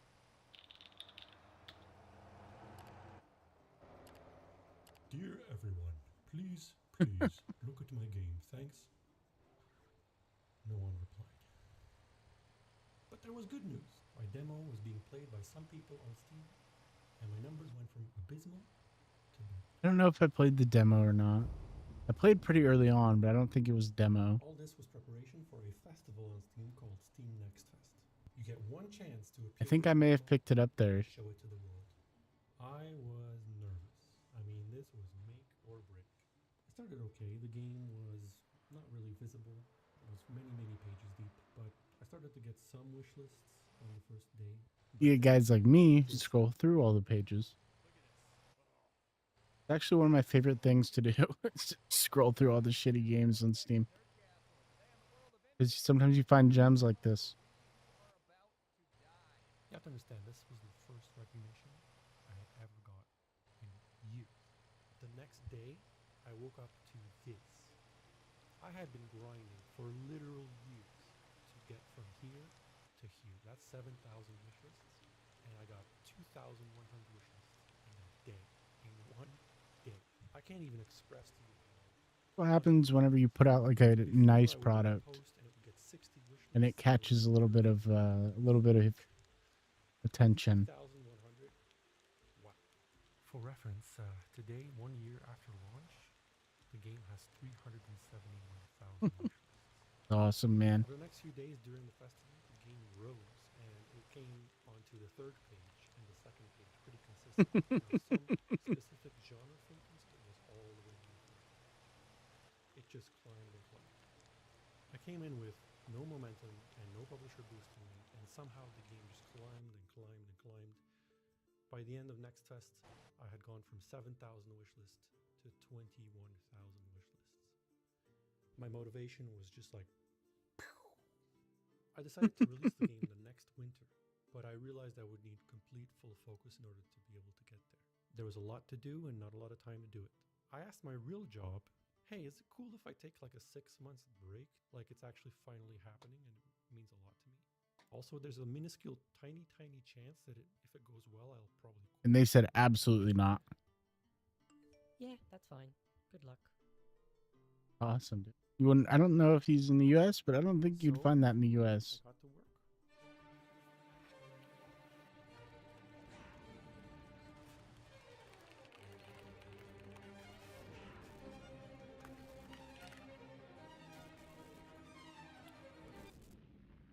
One eternity later.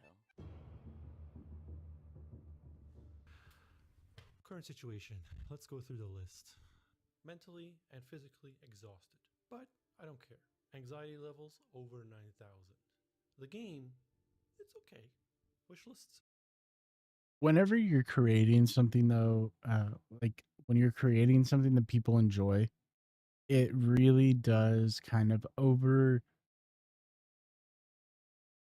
overshadows any doubts you might have. Once people really start enjoying something, not only does it overshadow those doubts, but it makes you feel so rewarded whenever you do as well, that that feeling becomes almost addicting. I can totally understand how you could be completely exhausted like that, but not care at all. Everything you've been working for up until this point, it could all rely on this, and you you just you're gonna take it and you're gonna run with it. 35,000. Doesn't matter Kept what. going strong after Next Fest, and there was another festival that went really well called Tiny Teams. Thank you, Yogscast. And in the meantime, I had carefully planned the launch week and the launch day. Mm-hmm. Let's look at these two though. Guys, when I say I carefully planned launch week, what I mean is with the psychotic levels of detail that can only be driven by years of sunk cost fallacy and anxiety over this one day, this one chance. I mean, I went and planned every single hour of launch week with a tight schedule well in advance. I mean, I went on SteamDB and I carefully, systematically mapped out every single release of all other games in order to calculate which day would be It's a most lot more likely to soft spoken than I would imagine. Like, I don't know what I imagined, but it seems very chill. Big games moved their release date on November 15th, including a big roguelite. I realize I'm like a little indie dev solo ant, and my superpower is flexibility, and nobody cared anyway.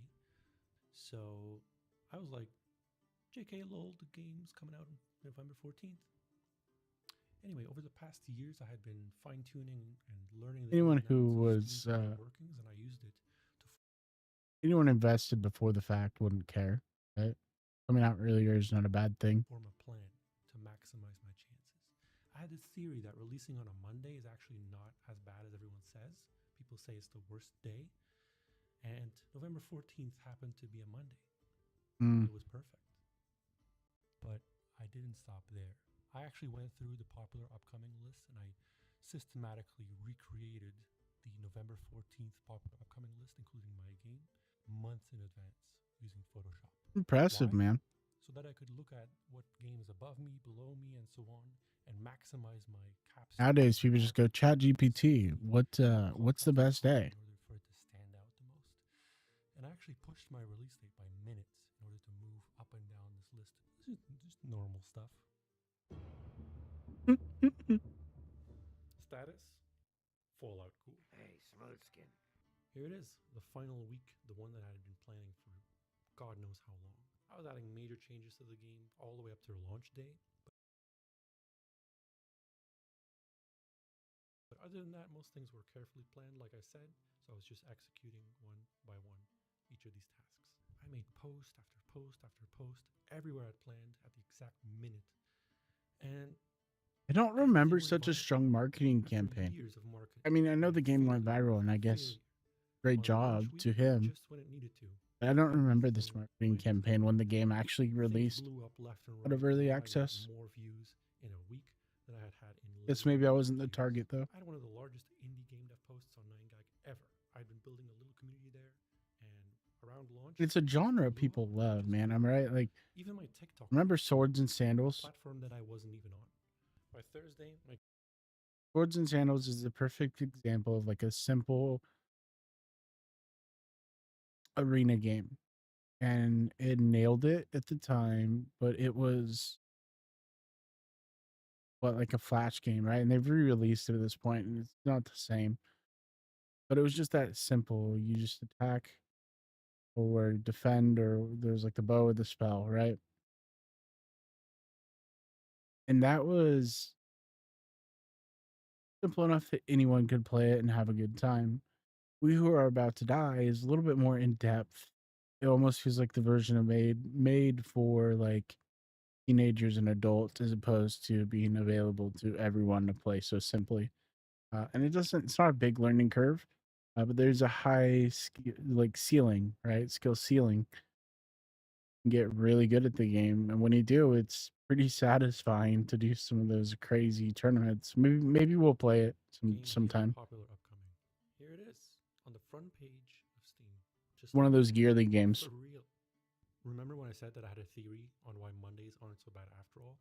Let me explain. Early access games get to go on popular upcoming, but they don't get to go on new releases.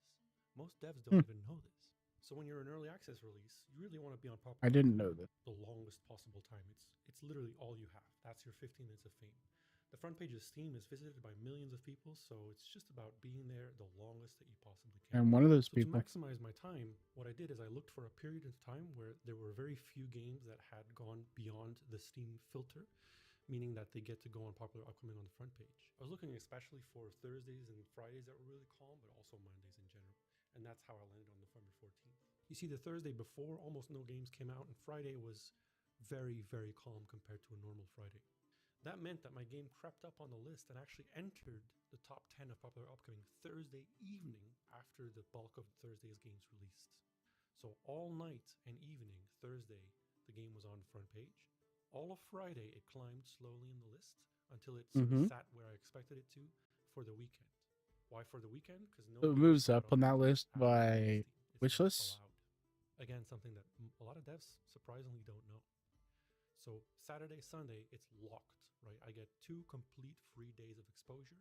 And then Monday, it just slowly gets up to its final position where it sits all day until I hit release, which was 6 p.m. my time. With this plan Well done, and man. virality, in the last week before launch, the game It really is impressive. wish lists to 58,000 wish lists. It almost doubled. I couldn't believe my eyes. I'm not even feeling emotions at this point. I'm just on autopilot. I'm a machine. Overworked, tired, and I have one goal in mind, and that is to I'm gonna go to bed and see what happens. carefully and as correct as I had planned. That's it. Plan out your sleep. Launch day's here. Zero sleep. I mean, there was no chance I was sleeping even a minute. I get up in the middle of the night and I start my schedule, minute by minute, hour by hour. My plan was to contact everyone I've ever known, basically, and try to get them to look at the game, to visit, to buy the game, and to potentially even review it. And I just spend all day pulling every string that I can until 6 p.m. The release build is online and ready. And all this virality in the last week had brought a ton of people to Discord. There was already a little community that was very dedicated and active, and the excitement was humbling. It was time.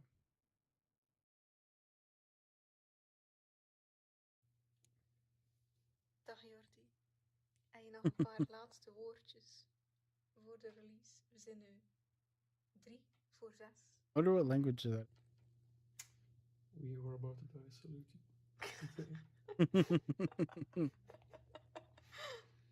So, that's it. But she's so proud of him too. Please. Firm. After I hit release, I just continue. I purposefully didn't look at my sales because if I don't look, can't be a flop. Schrodinger's sales.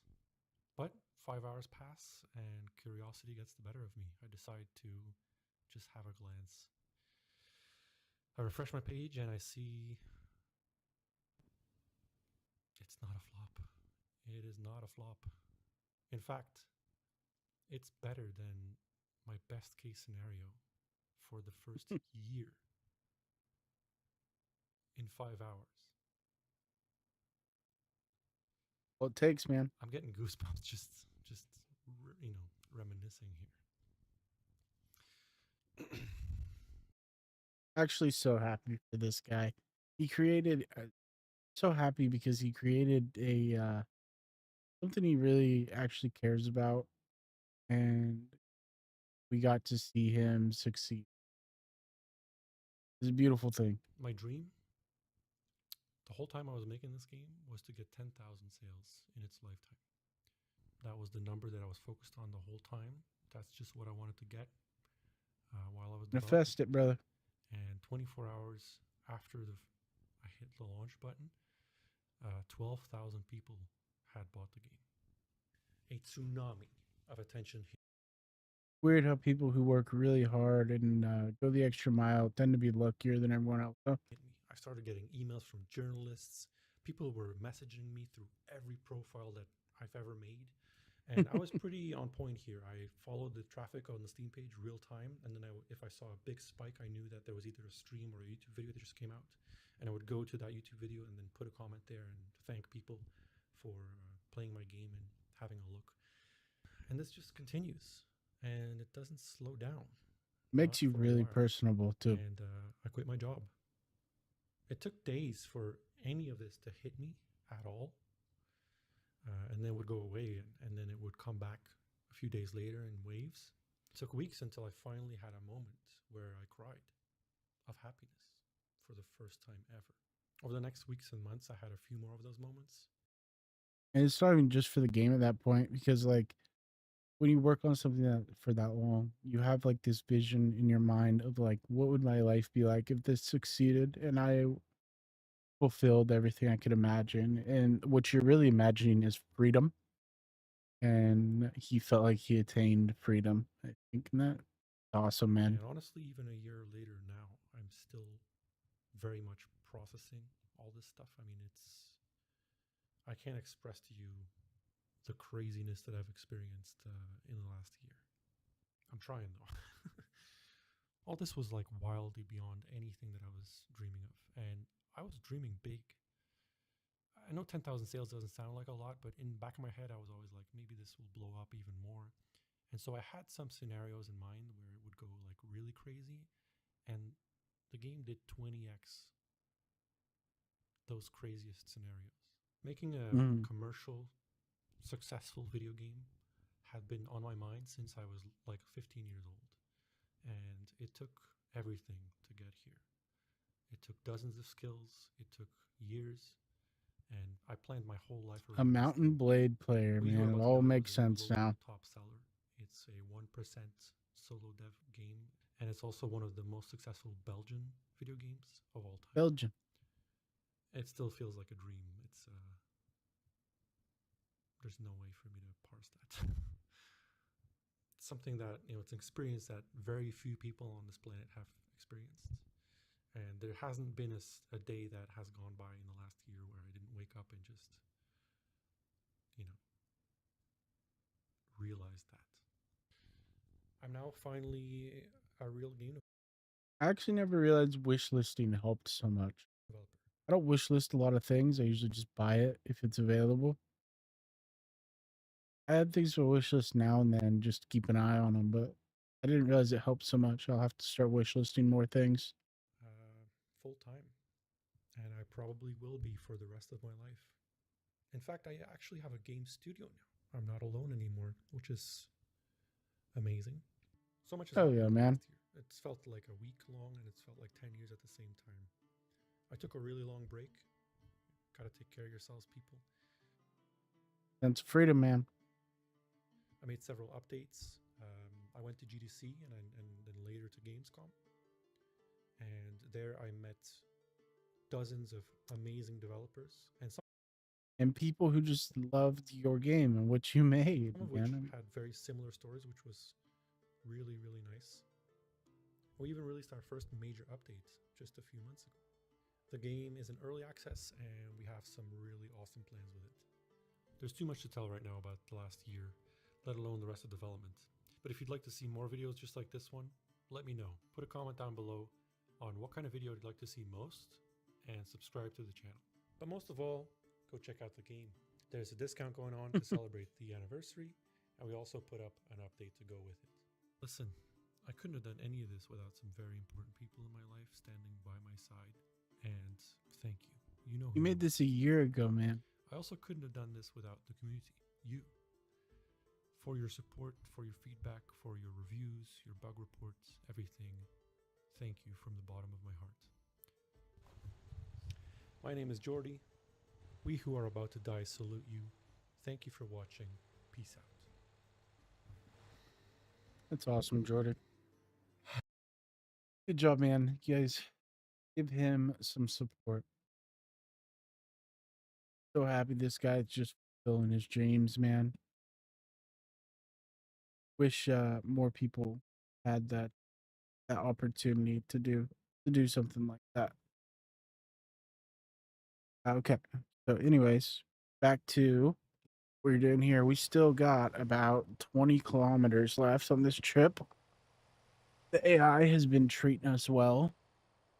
We are going to have to get some fuel here before we know it, but it'll be a little bit still. Probably on the way back. I don't know, man. Find another video. Again, we're just kind of chilling out in this game. Not a lot going on right now.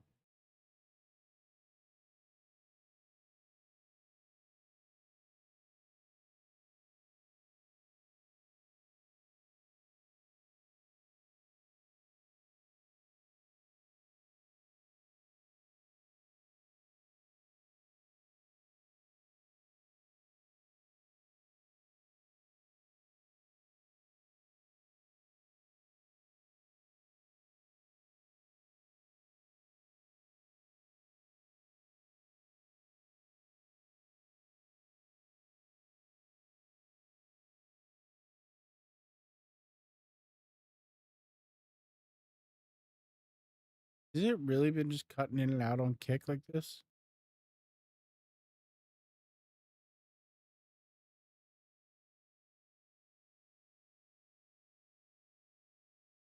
Why is kick messed up?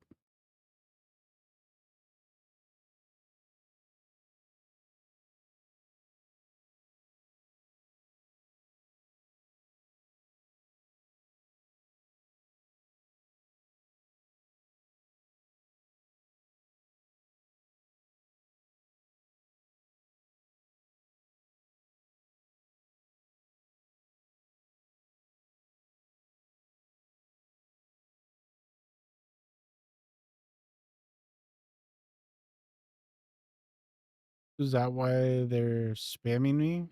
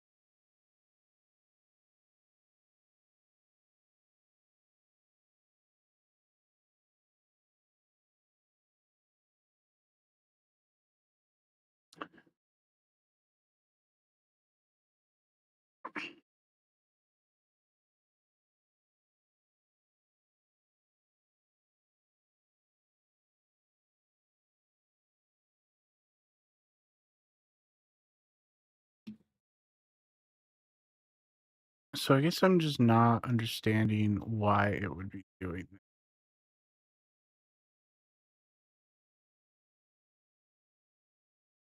And so many.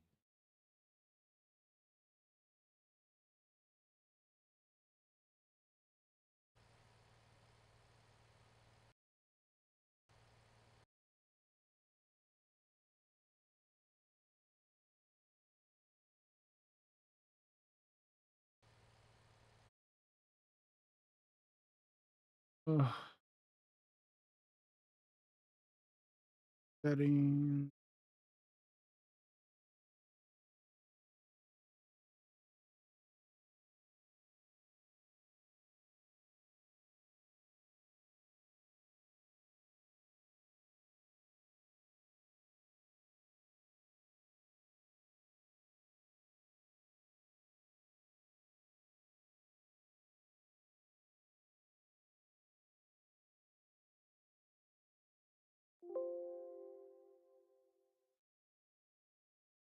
Hey guys, I gotta run to the bathroom. I will be right back.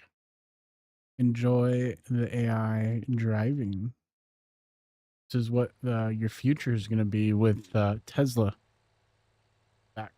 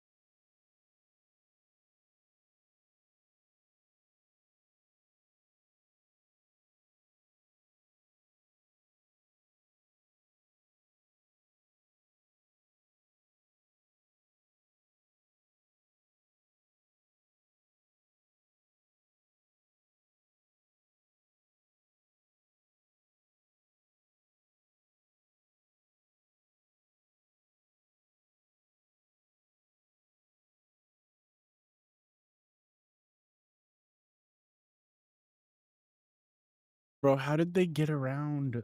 Like, I literally just put the block in place, and they changed their message.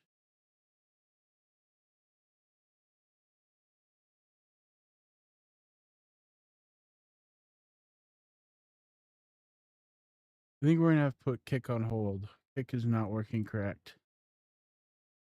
I'm sorry, Kick. So we still got 7.5 kilometers left on this run. Did find some videos for us to watch while. Okay. So.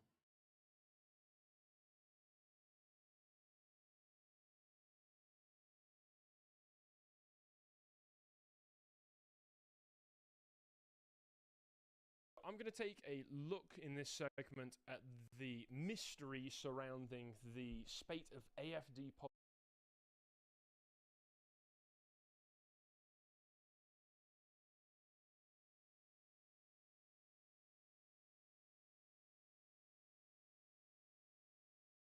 I'm going to take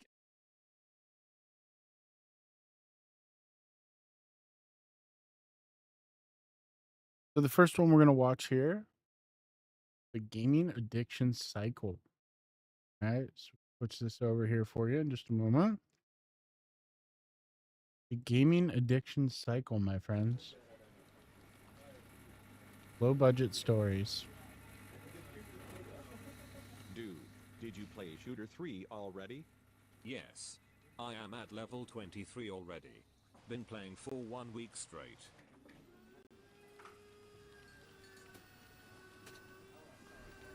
Look dude, this is my kill streak on Shooter 3 from yesterday. I love Shooter 3, bro. What's up, Wojak? What's your level on Shooter 3? What's Shooter 3? Dude, how do you not know Shooter 3? It's the most popular game of the moment. Everybody is playing Of the moment. What is it about? It's a first-person shooting game. Bro, and it's so frustrating actually whenever like you have real friends that are so invested in something that you just have absolutely no interest in whatsoever. Just like every other game, but it is better. Especially when it's mainstream. You have to try it, Wojak. Buy the game tonight and join our party. Okay. You play once with your friends and then you never play it again. Sounds fun. See you tonight.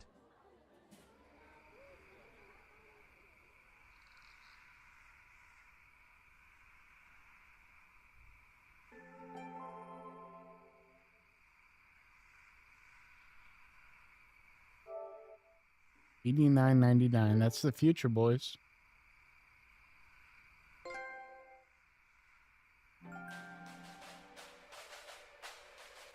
And it's gonna be slop.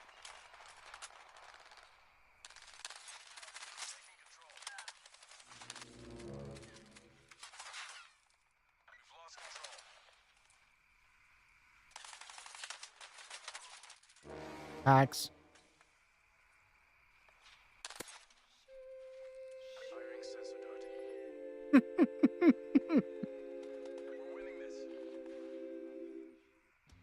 Got one, baby.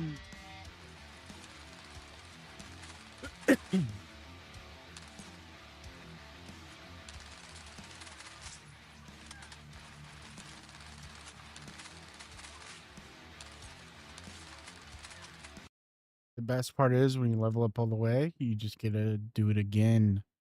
You get to do it again. That's the best part.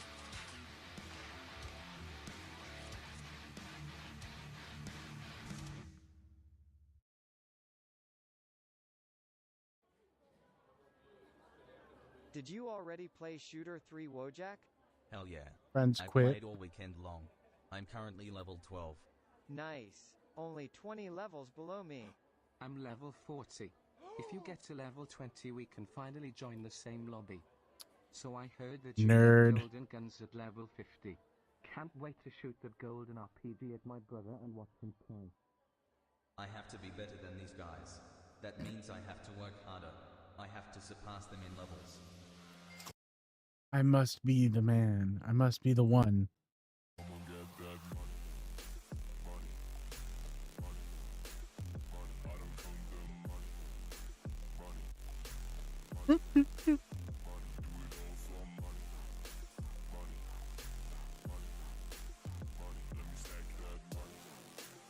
It's all just for the next game to come out.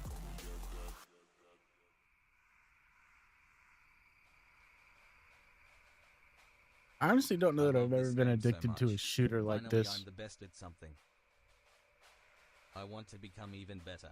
There's still many people out Want there in the to world that be would defeat me. the very best. That AK-48 is so strong. It takes ages to get it though. Unless... $5. Don't do it. Duh. Don't do it. It's so bad to spend real It's only money on in-game $5. money. Why? If it makes you happy, why not? Think of all the time it's gonna save you to just spend the $5, man. Just do it. But what if you stop playing the game? All that money is wasted then. It's either wasting it on this game or losing it on crypto. Easy choice. It's cheating. You're gonna get rug You're pulled. buying your way to success. That's how life works. Money can buy you success, or at least give you a shortcut to success. And with my new AK-48 I managed to kill 50 enemies in one match. Damn bro, you were so hardcore. I'm so glad to be on your team. Bro, you spent $5. What? Yeah, me too. Thanks to you, we are immortal. I'm Immortal. Dodgy. Finally people respect me. I love Shooter 3. Shooter 4 just came out.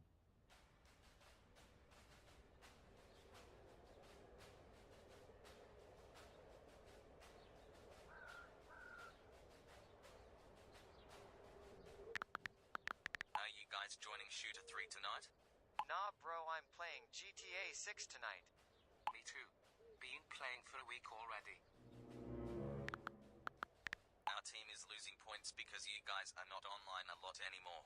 I don't really like playing Shooter 3 anymore, bro. GTA 6 it is. That's gonna be real conversations.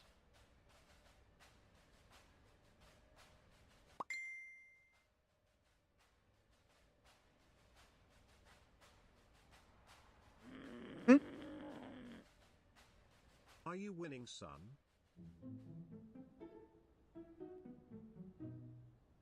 Yes, Dad. Your Always. mother and I were wondering if you already applied for a new job. Really quick, guys. I was just gonna bring you back over to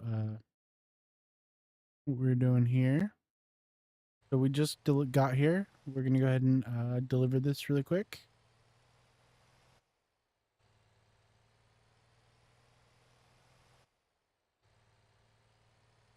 So this should be pretty decent little amount of money for us.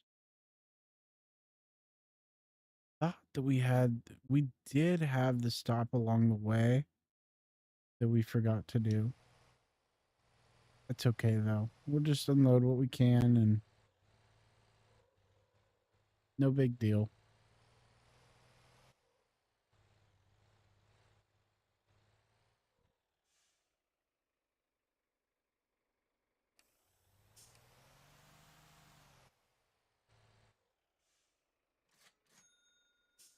That was it. 20 grand.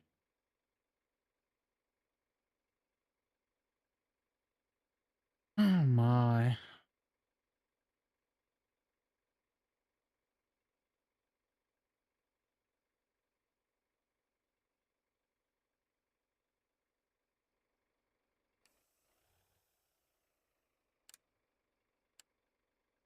So what I think I'm going to do here, guys, just going to go ahead and hop out. We're going to respawn because I don't feel like driving all the way back up. We're going to respawn. Put us back by the house. We'll just summon the truck. Actually, no. We'll summon the car. Just like we did last time.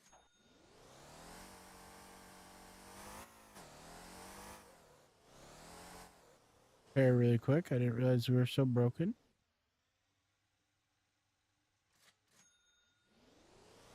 $52K, man. That's it.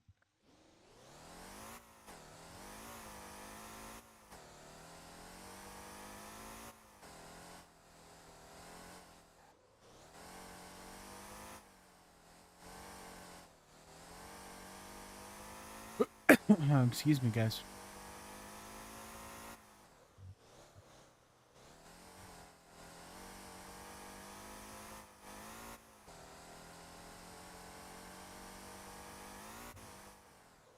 I almost want to put the normal tires on it just to see if this thing's like breaking loose. The drift tires, I would have no control.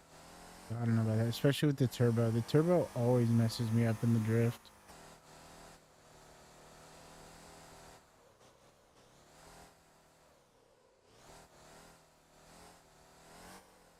Wrong area, my bad, my bad.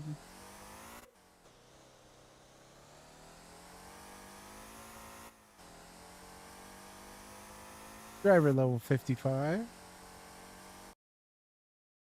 Where is this? Trailers, thousand trailers.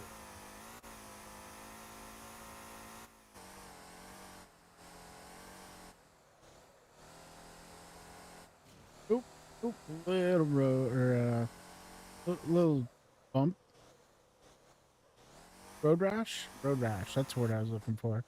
Little road rash. Taking out a couple poles. Worry about me.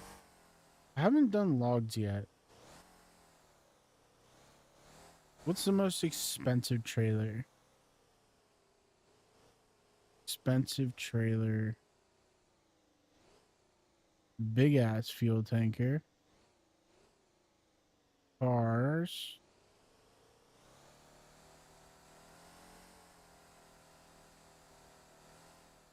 $60 grand, 80 grand. Not to be said that you can't make money with these, but I am curious. Can I do this one? We can rent out the big tanker again like we did last time. But can we? We can now. So what I might do... Wait, where'd it go?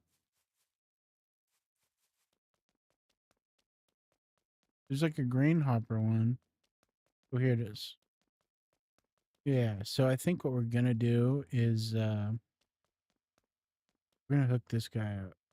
We're gonna rent one. And we're gonna rent this one. Then we're gonna call our truck, our semi. 120 grand for double flatbed. Double flatbed could be pretty good. It's gonna be hard to maneuver though.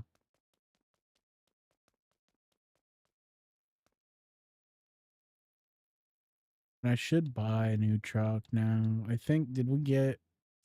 Let's see what level we are. We are level 30 now. We can buy a new truck. So we'll see how it pulls this, and then that'll decide for. We usually want to rent rather than loan too, by the way.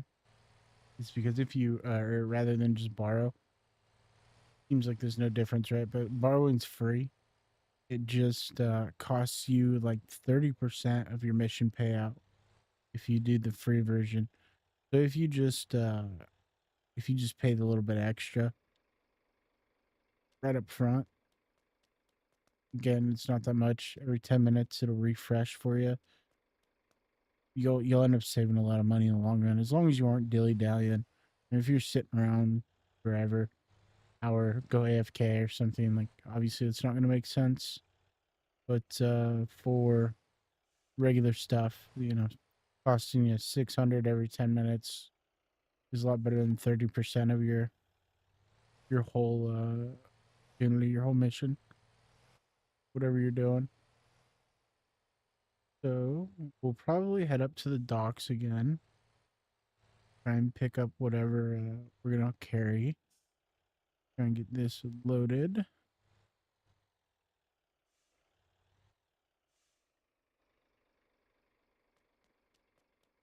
Should be able to hook up here. We're actually gonna move this backwards for now, because I've had issues with these ones clipping in the past. So we'll move it back while we hook it up.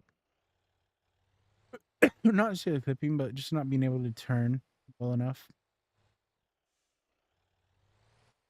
Turn this up a little better.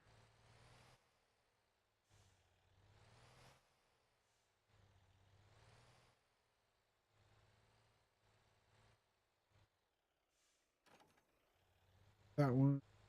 Perfect. And then we will raise the legs.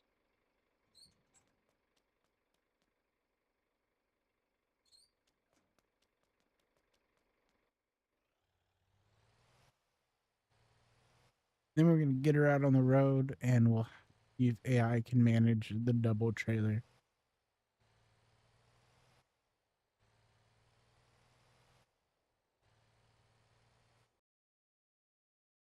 And again, we're going to go up here to the harbor.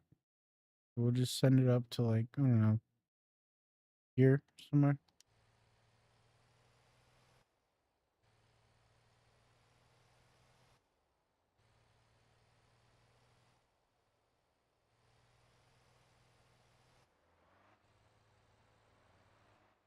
And we'll autopilot, see how that does.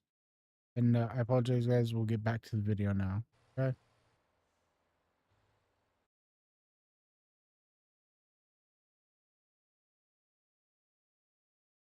I make money off Twitch now, Dad. I am god at this game. I am He's talking god at about the a game. proper job like you had 3 months ago, Wojak. Those 5 online subscribers aren't going to get you a proper income. Either you rejoin your True. old job or we will throw you out of the house. Can't throw me out, Dad. After I completed that mission where you have to drive Winkleberg to the mountain house, I just decided to upgrade my house. Decent choice. I think I'm gonna wait till after the third heist. I heard that one So would the get you next more game money. begins. Could be. Do you also go to the casino in GTA 6? I love how GTA 6 has a casino. Do you know what's also great about GTA? Love to gamble in my games. The fact that they build the whole of American game. It must be the biggest map ever. Yeah, GTA 6 be bussin' for real. I love GTA 6. GTA. The whole of American Is game. it right? I think I need to give it a try.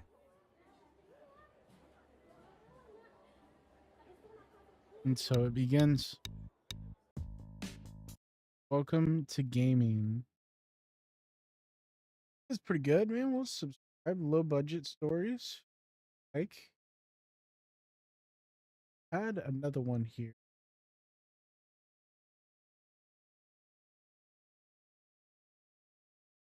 Elon Musk.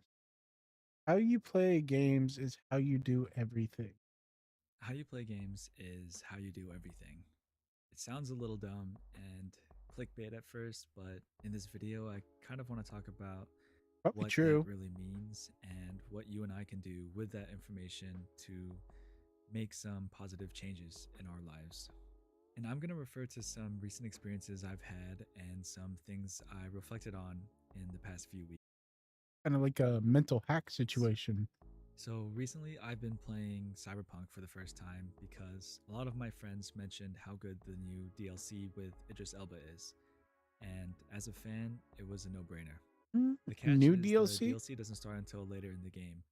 And a lot of people recommend that you finish most of the content in the base game before you start it. No problem for me though, I thought.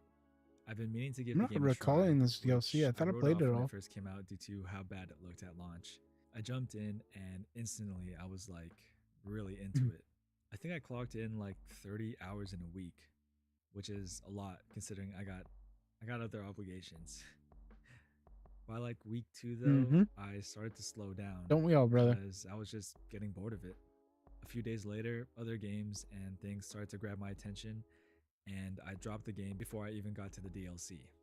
What Cyberpunk did do for me though was It's kind of hard, like with Cyberpunk for me, anyways. When I was playing it, I found myself actually really wanting to 100% the game. I tend to want to 100% most games, but what I find myself doing is getting into the loop of being stuck in an area for so long, doing the same things over and over again, because the 100% content is typically pretty repetitive for what you have to do. And in Cyberpunk, it was like clearing out the it's like clearing out the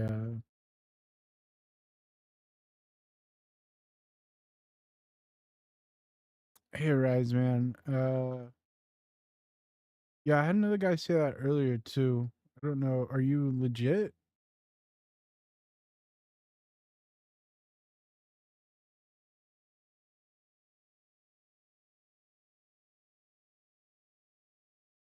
anyways, I just realized that came through on the Kick channel, which we are not streaming to at the moment. So Kick is just giving us problems.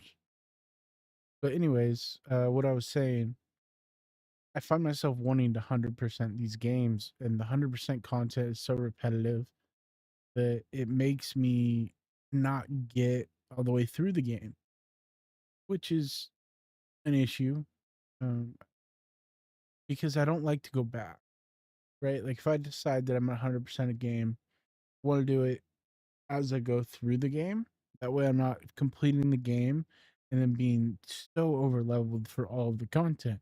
But what tends to happen is you're still over leveled for the content because you're doing every single thing, or you unlock things a little bit faster than you should, which in and of itself is not necessarily a problem. But whenever the games don't scale for that somehow, the repetitiveness combined with the fact that you're getting so much stronger than what's around you, and then you enter your next levels even over leveled, takes away from the challenge that the game has, even on the hardest difficulties. So that was my biggest issue with Cyberpunk. And like I said, I'm almost positive that I played through everything that was there, uh, but I don't recall this DLC. So I might have to go back and give it another play. I don't think I would 100% it again though. I think I would just play through This and make me play want the to new watch John Wick DLC if there again is new after DLC. seeing virtual Keanu Reeves When did this come out? When was new DLC? 1 year ago? do his I thing. don't think I played And that's Cyberpunk where I heard within the this last year. How you do anything is how you do everything. Mm-hmm. Called it the first and the last rule of life. At first I was thinking like, damn, this guy sounds sinister as hell. But then my next thought was, does this quote have any truth to it? And if it did, then it would also mean that the way I play games mirrors the way I do everything, the way I live life. And I sat there for a while and thought, damn, yeah, I think that tracks. Now, I'm not saying that the quote means that since I played a ninja with a katana in Cyberpunk that I studied the blade in real life. Yeah, but he What probably it's does saying is things a little that differently. our actions, big or small, quick or slow, tend to follow a pattern. It means in general, people think and act in a consistent way. We're all creatures of habit. If you're a meticulous planner in life, chances are you game the same way. Or if you're a really aggressive risk taker in life, you probably play Jet in Valorant and bottom frag. Unfortunately, in my case, since I'm the type of person that always finds some shiny new game to play, jumps wholly into it, and then gets bored and moves on without completing it, Miscalculated. means that's how I think that if I were to grab a negative for myself out of that, I would say miscalculations on miscalculated, overzealous moves that get me into trouble. That would be my relation to that.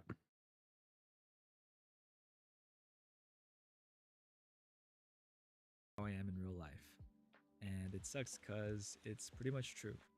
I'm like a serial starter.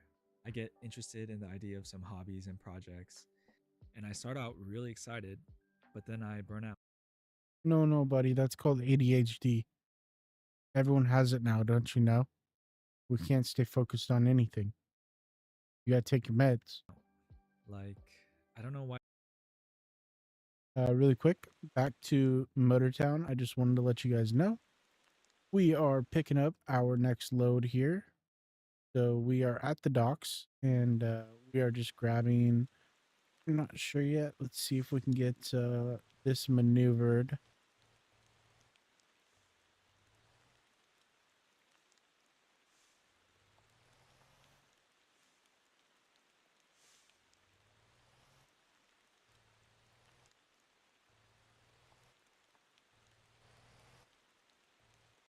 I think, yeah, they're up over here. Uh-oh. Why can't we move?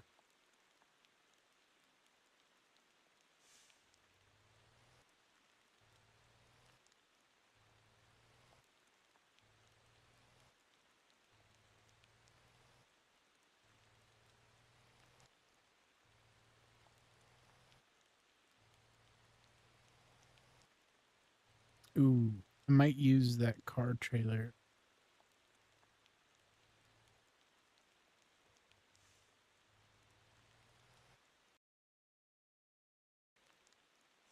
Wrong way. Wrong way. We need to go.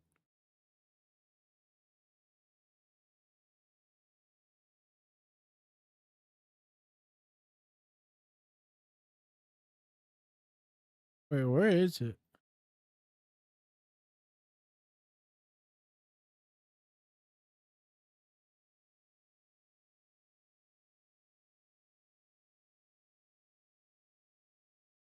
No, I could have swore there were hoppers here.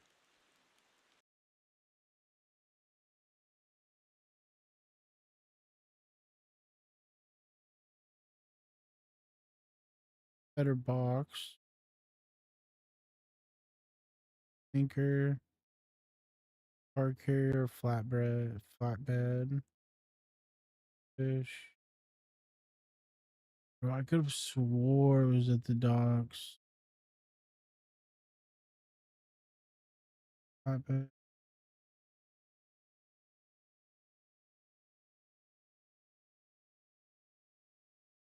Oh, man. Flatbed. Bro, where is it then? Is it here?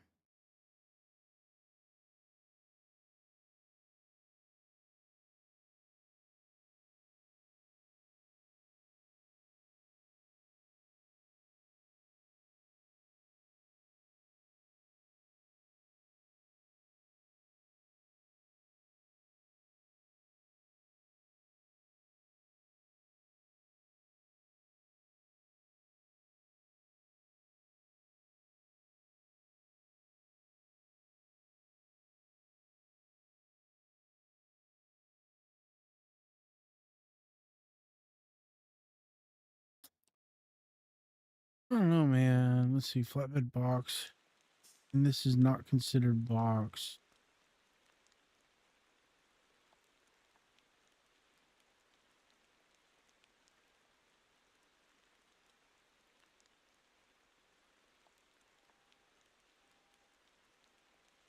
The grain.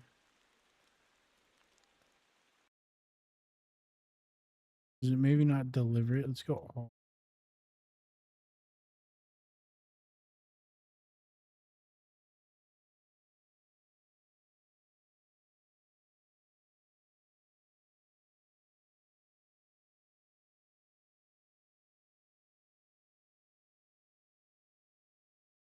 Oh, I don't remember where it was at. I could have swore it was at the dock.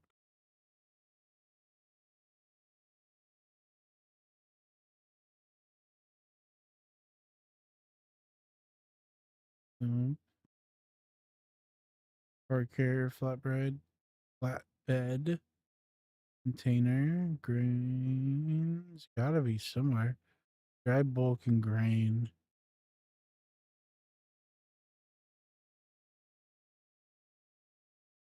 It's the little factories have the grain. Some of them will.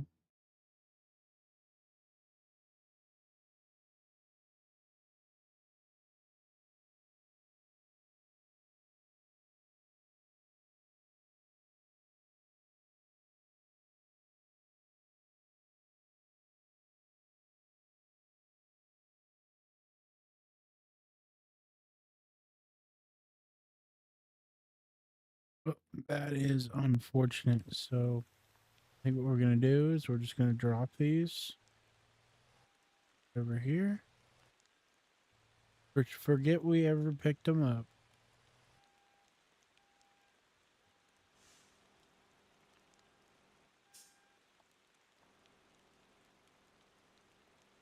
All right, and we're gonna disconnect this guy.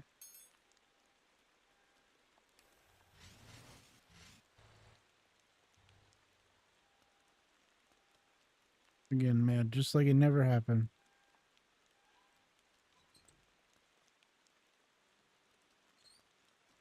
That one doesn't need to be set. It's fine. I think we're gonna have to borrow, and we're gonna borrow one of these car carriers because I want to try the gameplay loop. The car carrier is new. I'm fairly positive. I'm curious to see how actually getting them up that ramp works. Because that ramp does not look like it extends.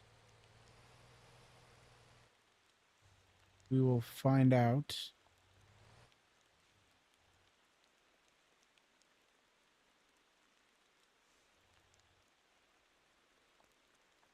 Wait, why is this not down?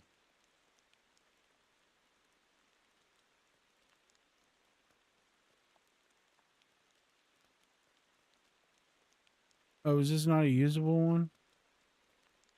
Oh my gosh. What do I get for not paying attention?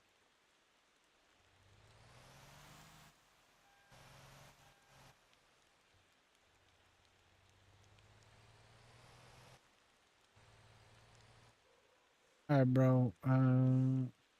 YOLO. Alright, we're gonna respawn here. Yeah, we're gonna grab the car. We're gonna take a loan out.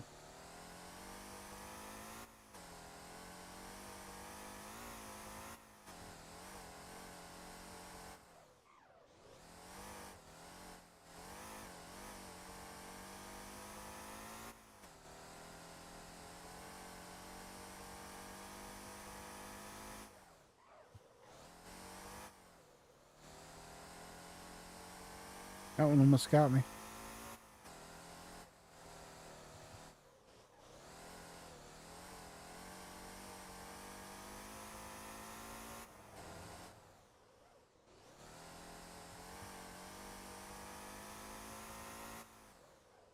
Alright, so we're at the bank.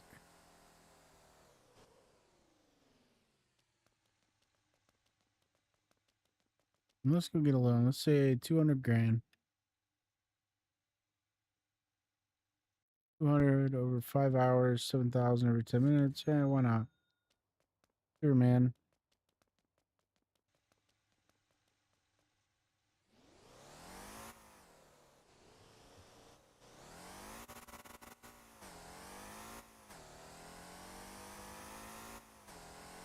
$7,000 every 10 minutes is pretty brutal, though, honestly.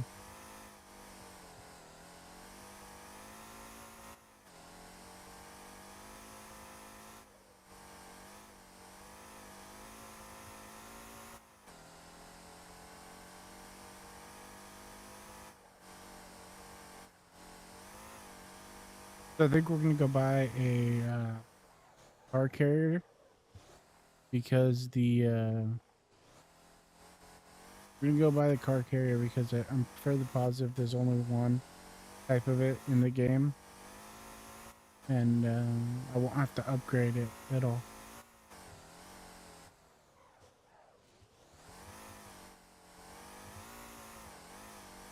I buy it once, I know I have the best version of it.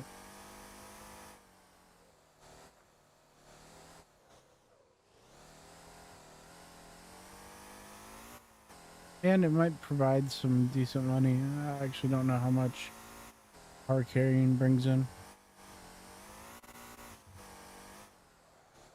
Ooh, nice little jump. Oh, shoot.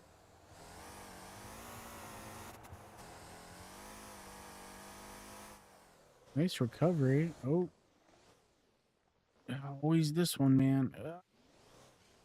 Little body damage, though. Nothing to worry about. Yeah, I'm telling you, if I put it in drift mode, man, I do not do well.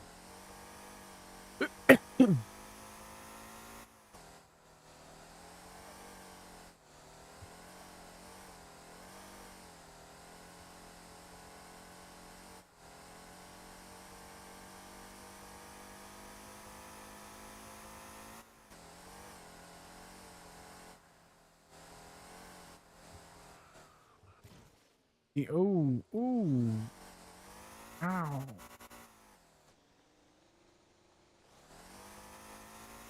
Let's get over here.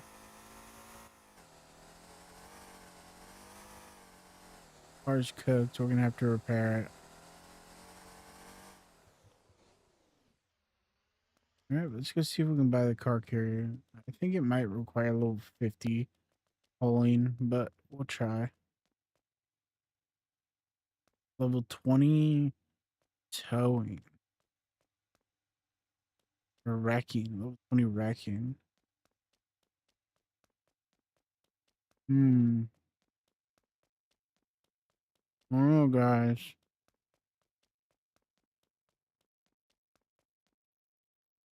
Buy one of these pretty cheap. I made okay money, if I remember right. Yeah, let's just buy it. So can I edit trailers in here? And okay. So what can I do for parts? I can upgrade the brakes on it. That is interesting.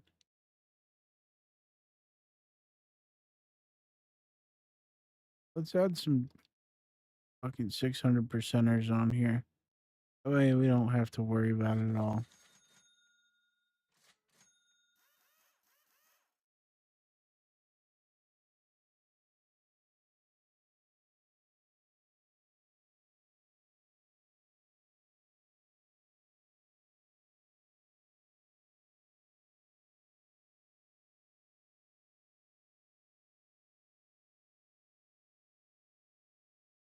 Okay, trailer hitch ring 1. All that. And then, so now can I hook another one to it? That's whenever one of these comes into play.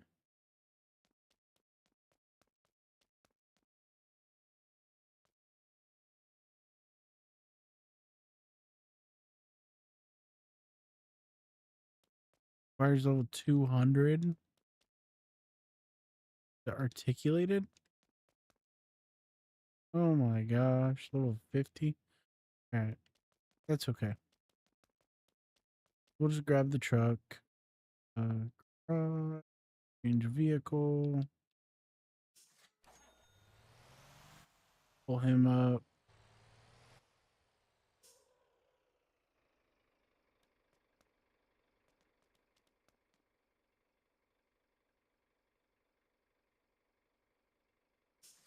Grab the trailer.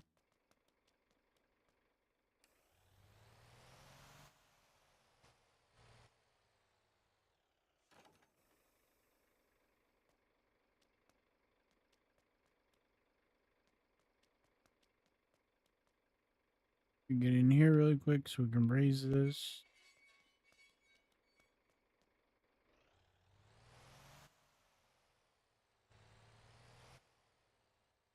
All right, now we're gonna go to the docks.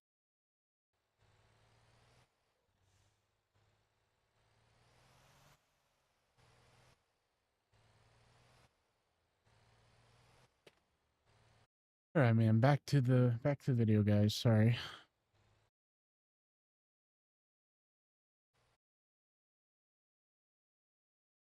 Why it's so hard for me to stick to something for a long period of time or until I complete it. It's kind of like this channel too.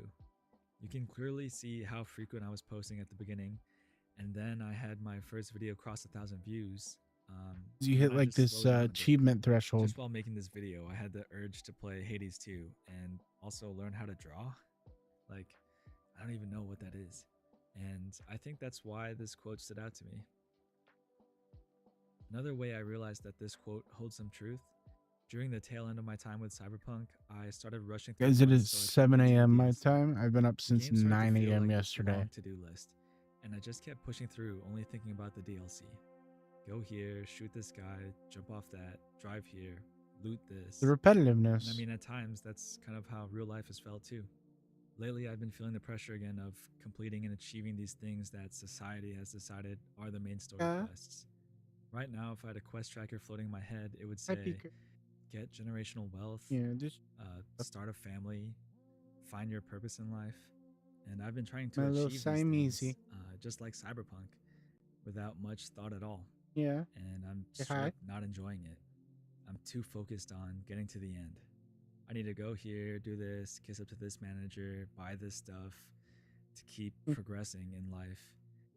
I wasn't always obsessed with meeting these expectations though, just like how I didn't No. always rush through game content. I remember my first time as a kid playing Skyrim, wandering wherever It my was the curiosity took me, exploration, and coming across these really fun side quests and learning new locations that things, made the world feel more lived in. I'd check out every and cave I stumbled accumulating on that and talk knowledge. to every NPC. I had zero concern for the dragon that was going to end the world because I was out here hanging out with the companions, trying to become a werewolf. My gaming style back then mirrored my outlook in life. I was still a curious kid discovering how I fit in the world. Side quests, main quests, it didn't really matter. I didn't know it, but Something to back do. then I was practicing being present and enjoying my time with the game. And I need to be more like my younger self in that respect. The good thing is that we can use the fact that we act and think consistently to make small tweaks in our life and snowball them into bigger, more impactful changes. I mean, there's even a whole book on this called Atomic Habits, Great which book, you've by probably the way. heard about if you're into the self help niche. You plant a small seed of change and you just stay consistent with it till the seed roots, and boom, you got a big tree. If I want to become someone who commits to hobbies and personal projects and sees them through, then I need to start by finishing what I set out to do in video games. And if I want to get back to enjoying Good everyday point. life and not be lost in my head about these lofty plans, then I can start by not rushing through game content and instead just taking it slow, finding the fun in the moment to moment gameplay. And the The idea moment is to if I moment. make those changes in something as small. The moment to moment in your life is what makes life, man. You have to step back and enjoy little things. And you'll hear that from person after person.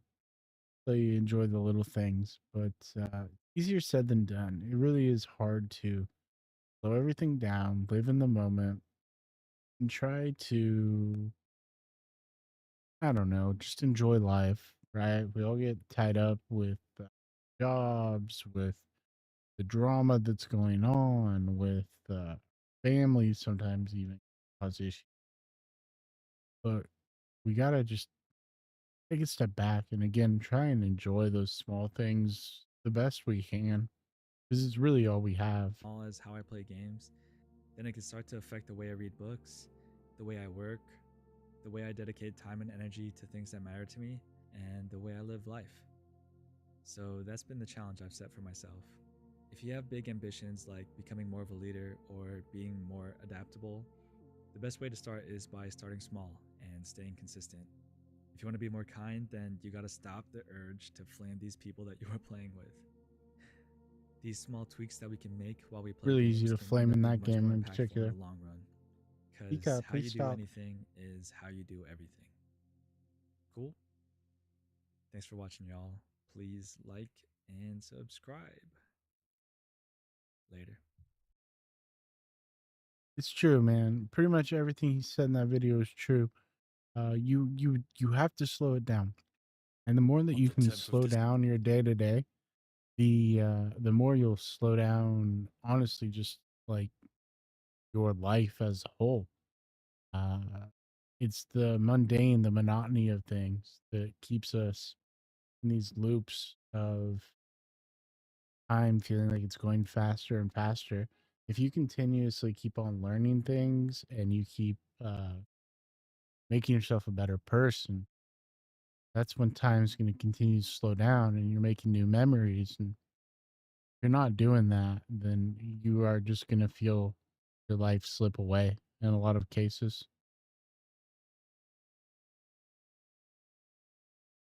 Live with regrets at the end of the day. And we're already subscribed. He's great. The Spiff and Brett, really strong videos.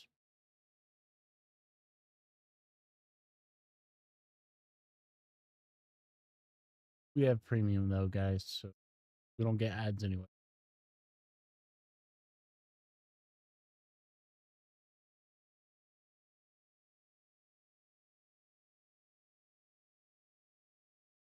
Wife and I made an indie game. Let's check It's this out. true. My now wife and I quit our jobs like crazy people and went full time on an indie game for 5 years, spending Oh, if both I've our seen this entire game. life savings and then some, ran out of money, moved in with my grandma, bet the entire farm, and eventually shipped a game. It changed our lives forever. It's been 5 years and it's made millions. This is the story. Have I never heard of East I Shade? landed my first game What is studio this game? job in 2010, and ever since then, I knew that one day I'd want to make my own game. I always assumed it would take a lot of money and that no publisher was likely to hand it to me to try, so I saved religiously, assuming I'd have to hire a team to build something substantial. I thought it was going to take a very long time to build up the funds, but my outlook changed in 2013 when I saw a number of indies creating impressive products solo or near solo. I'd been working on what would become Eastshade at home in the wee hours for months and was making good progress. My inspiration burned so hot, I was finding it hard to get to bed, which resulted in severe lack of sleep. Some people can manage to work on their indie project while Remember, holding a regular job, but I've always had a very 9 single a.m. project still mind up, 7 and struggle a.m. with multiple projects. I knew I could only keep doing one. I had to choose between continuing with my cushy job in AAA games or going indie. Going indie. With years of savings stockpiled, in December of 2013, I quit my job at Sucker Punch Productions as an environment artist to go full-time on Eastshade. Okay, Sucker Punch. I knew I could pinch pennies to make the savings last, and with no children or mortgage, my tolerance for risky financial moves was high. The first year of Eastshade development was a very special time in my life. What is Imagine this a game moment of about? pure inspiration, the feverish kind that burns so hot it gives you goosebumps. Or maybe that Ramen only actually happens to me. sounds so good right now. I felt that burning inspiration every day. The inspiration waned slightly each year and eventually gave way to commitment, which, as it turns out, becomes easy to hold when you're 3 years in and have invested your life savings. In the last Some year, when I had cost sight of the fallacy finish last guy line, was talking about. neither commitment nor inspiration seemed required, as the thrill of finishing and releasing, the moment I'd been fantasizing about for so long, was all I needed to keep swimming. I started Eastshade alone, but fortunately I didn't have to finish alone. By the second year, my partner I have to Jacqueline was see making... what this game is about.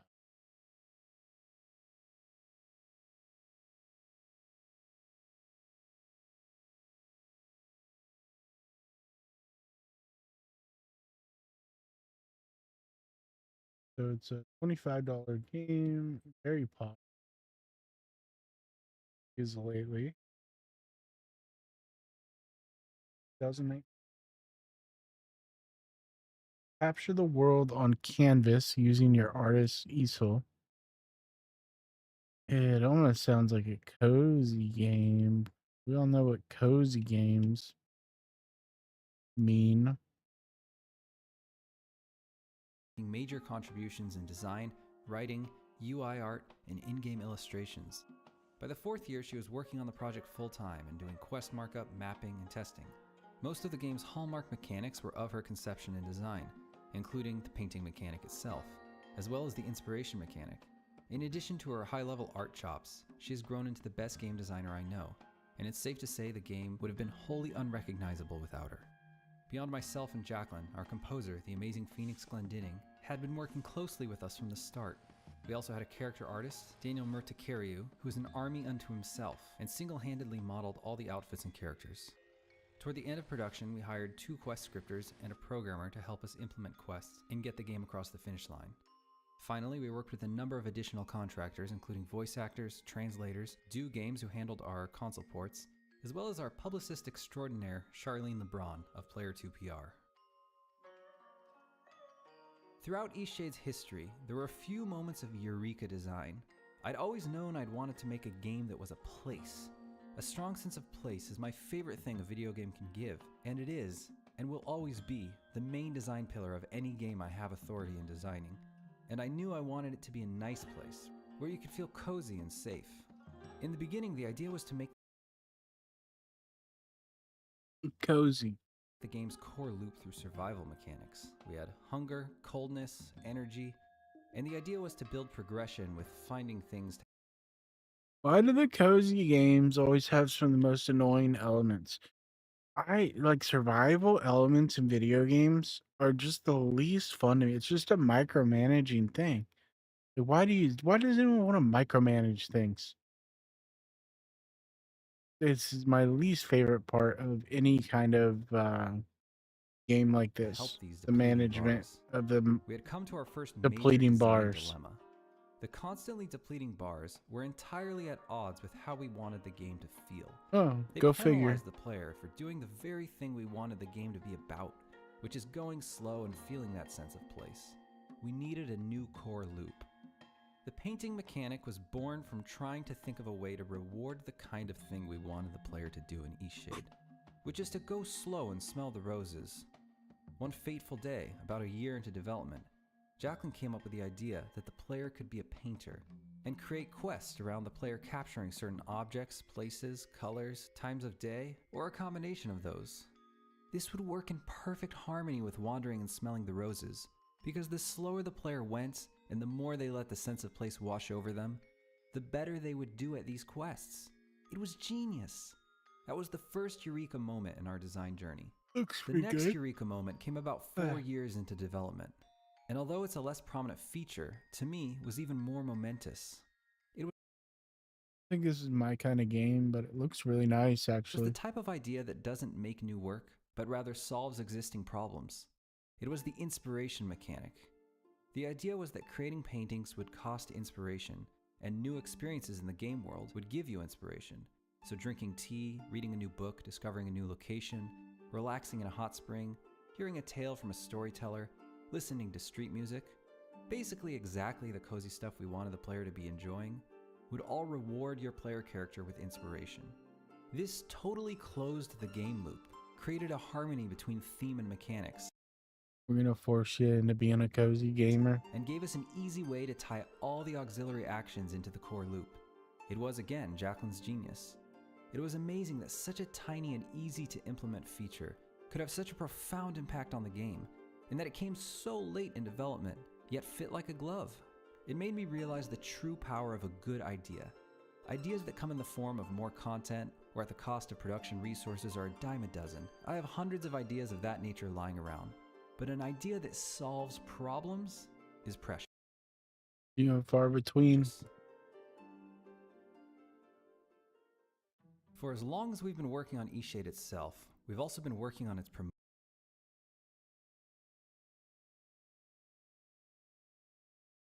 I keep swearing this guy is saying E-Shade, not East Shade. promotion. I don't think there's any one or two things that are the magic bullets, because every game has different avenues that work for it, and indeed, the marketing effort is the sum of its parts. I'll try to give a rough outline of the things we did for Eastshade.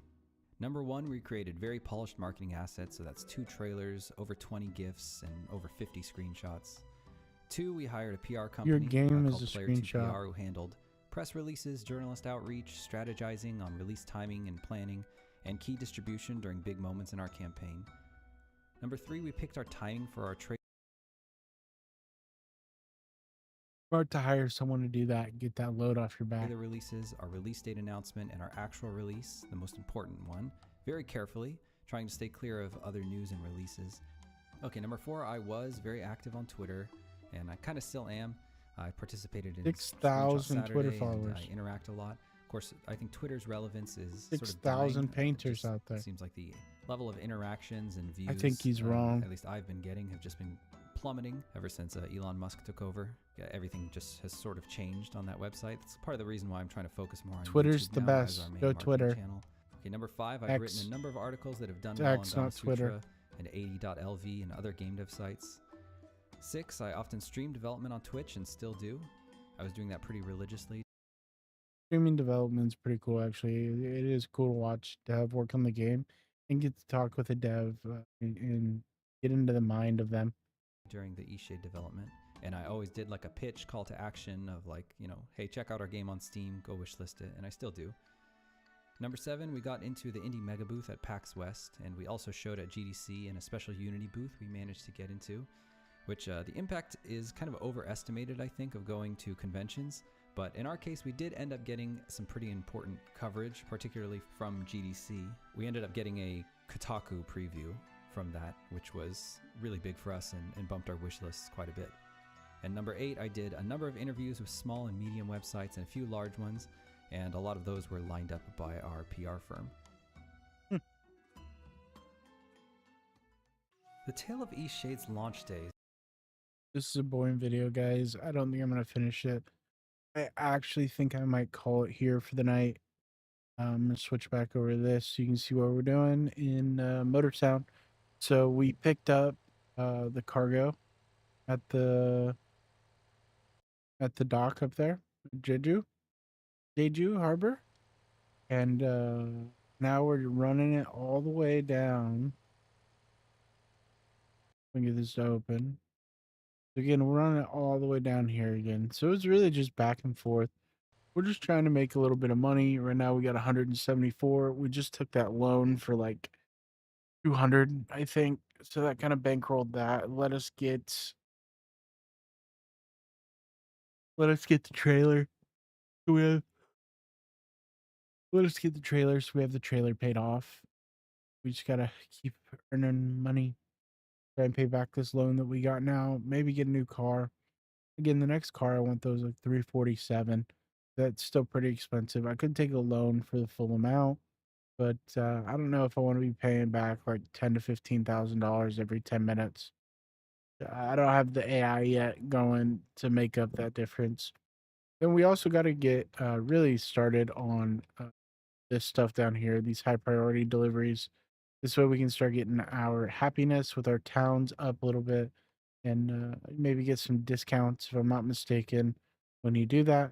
And it's also going to just help us to make more money because I think you get a multiplier on your funds as well. But anyways, guys, if you're watching this down the road, thank you for tuning in. It's always nice to have you guys here, whether you're here today or you're here tomorrow. Again, we do have that Borderlands giveaway, so don't forget to check me out on YouTube. If you subscribe on here, I don't have a way to have you entered into the drawings. If you subscribe on Twitch or if you follow me on Kick, but if you go to the YouTube channel, and I know it's tough to change platforms, but leave a comment on any one of my videos. As long as you're subscribed on one of the platforms, you will get that copy of Borderlands 4 if you are drawn. Anyways, guys, have a wonderful day, and I will see you in the next one.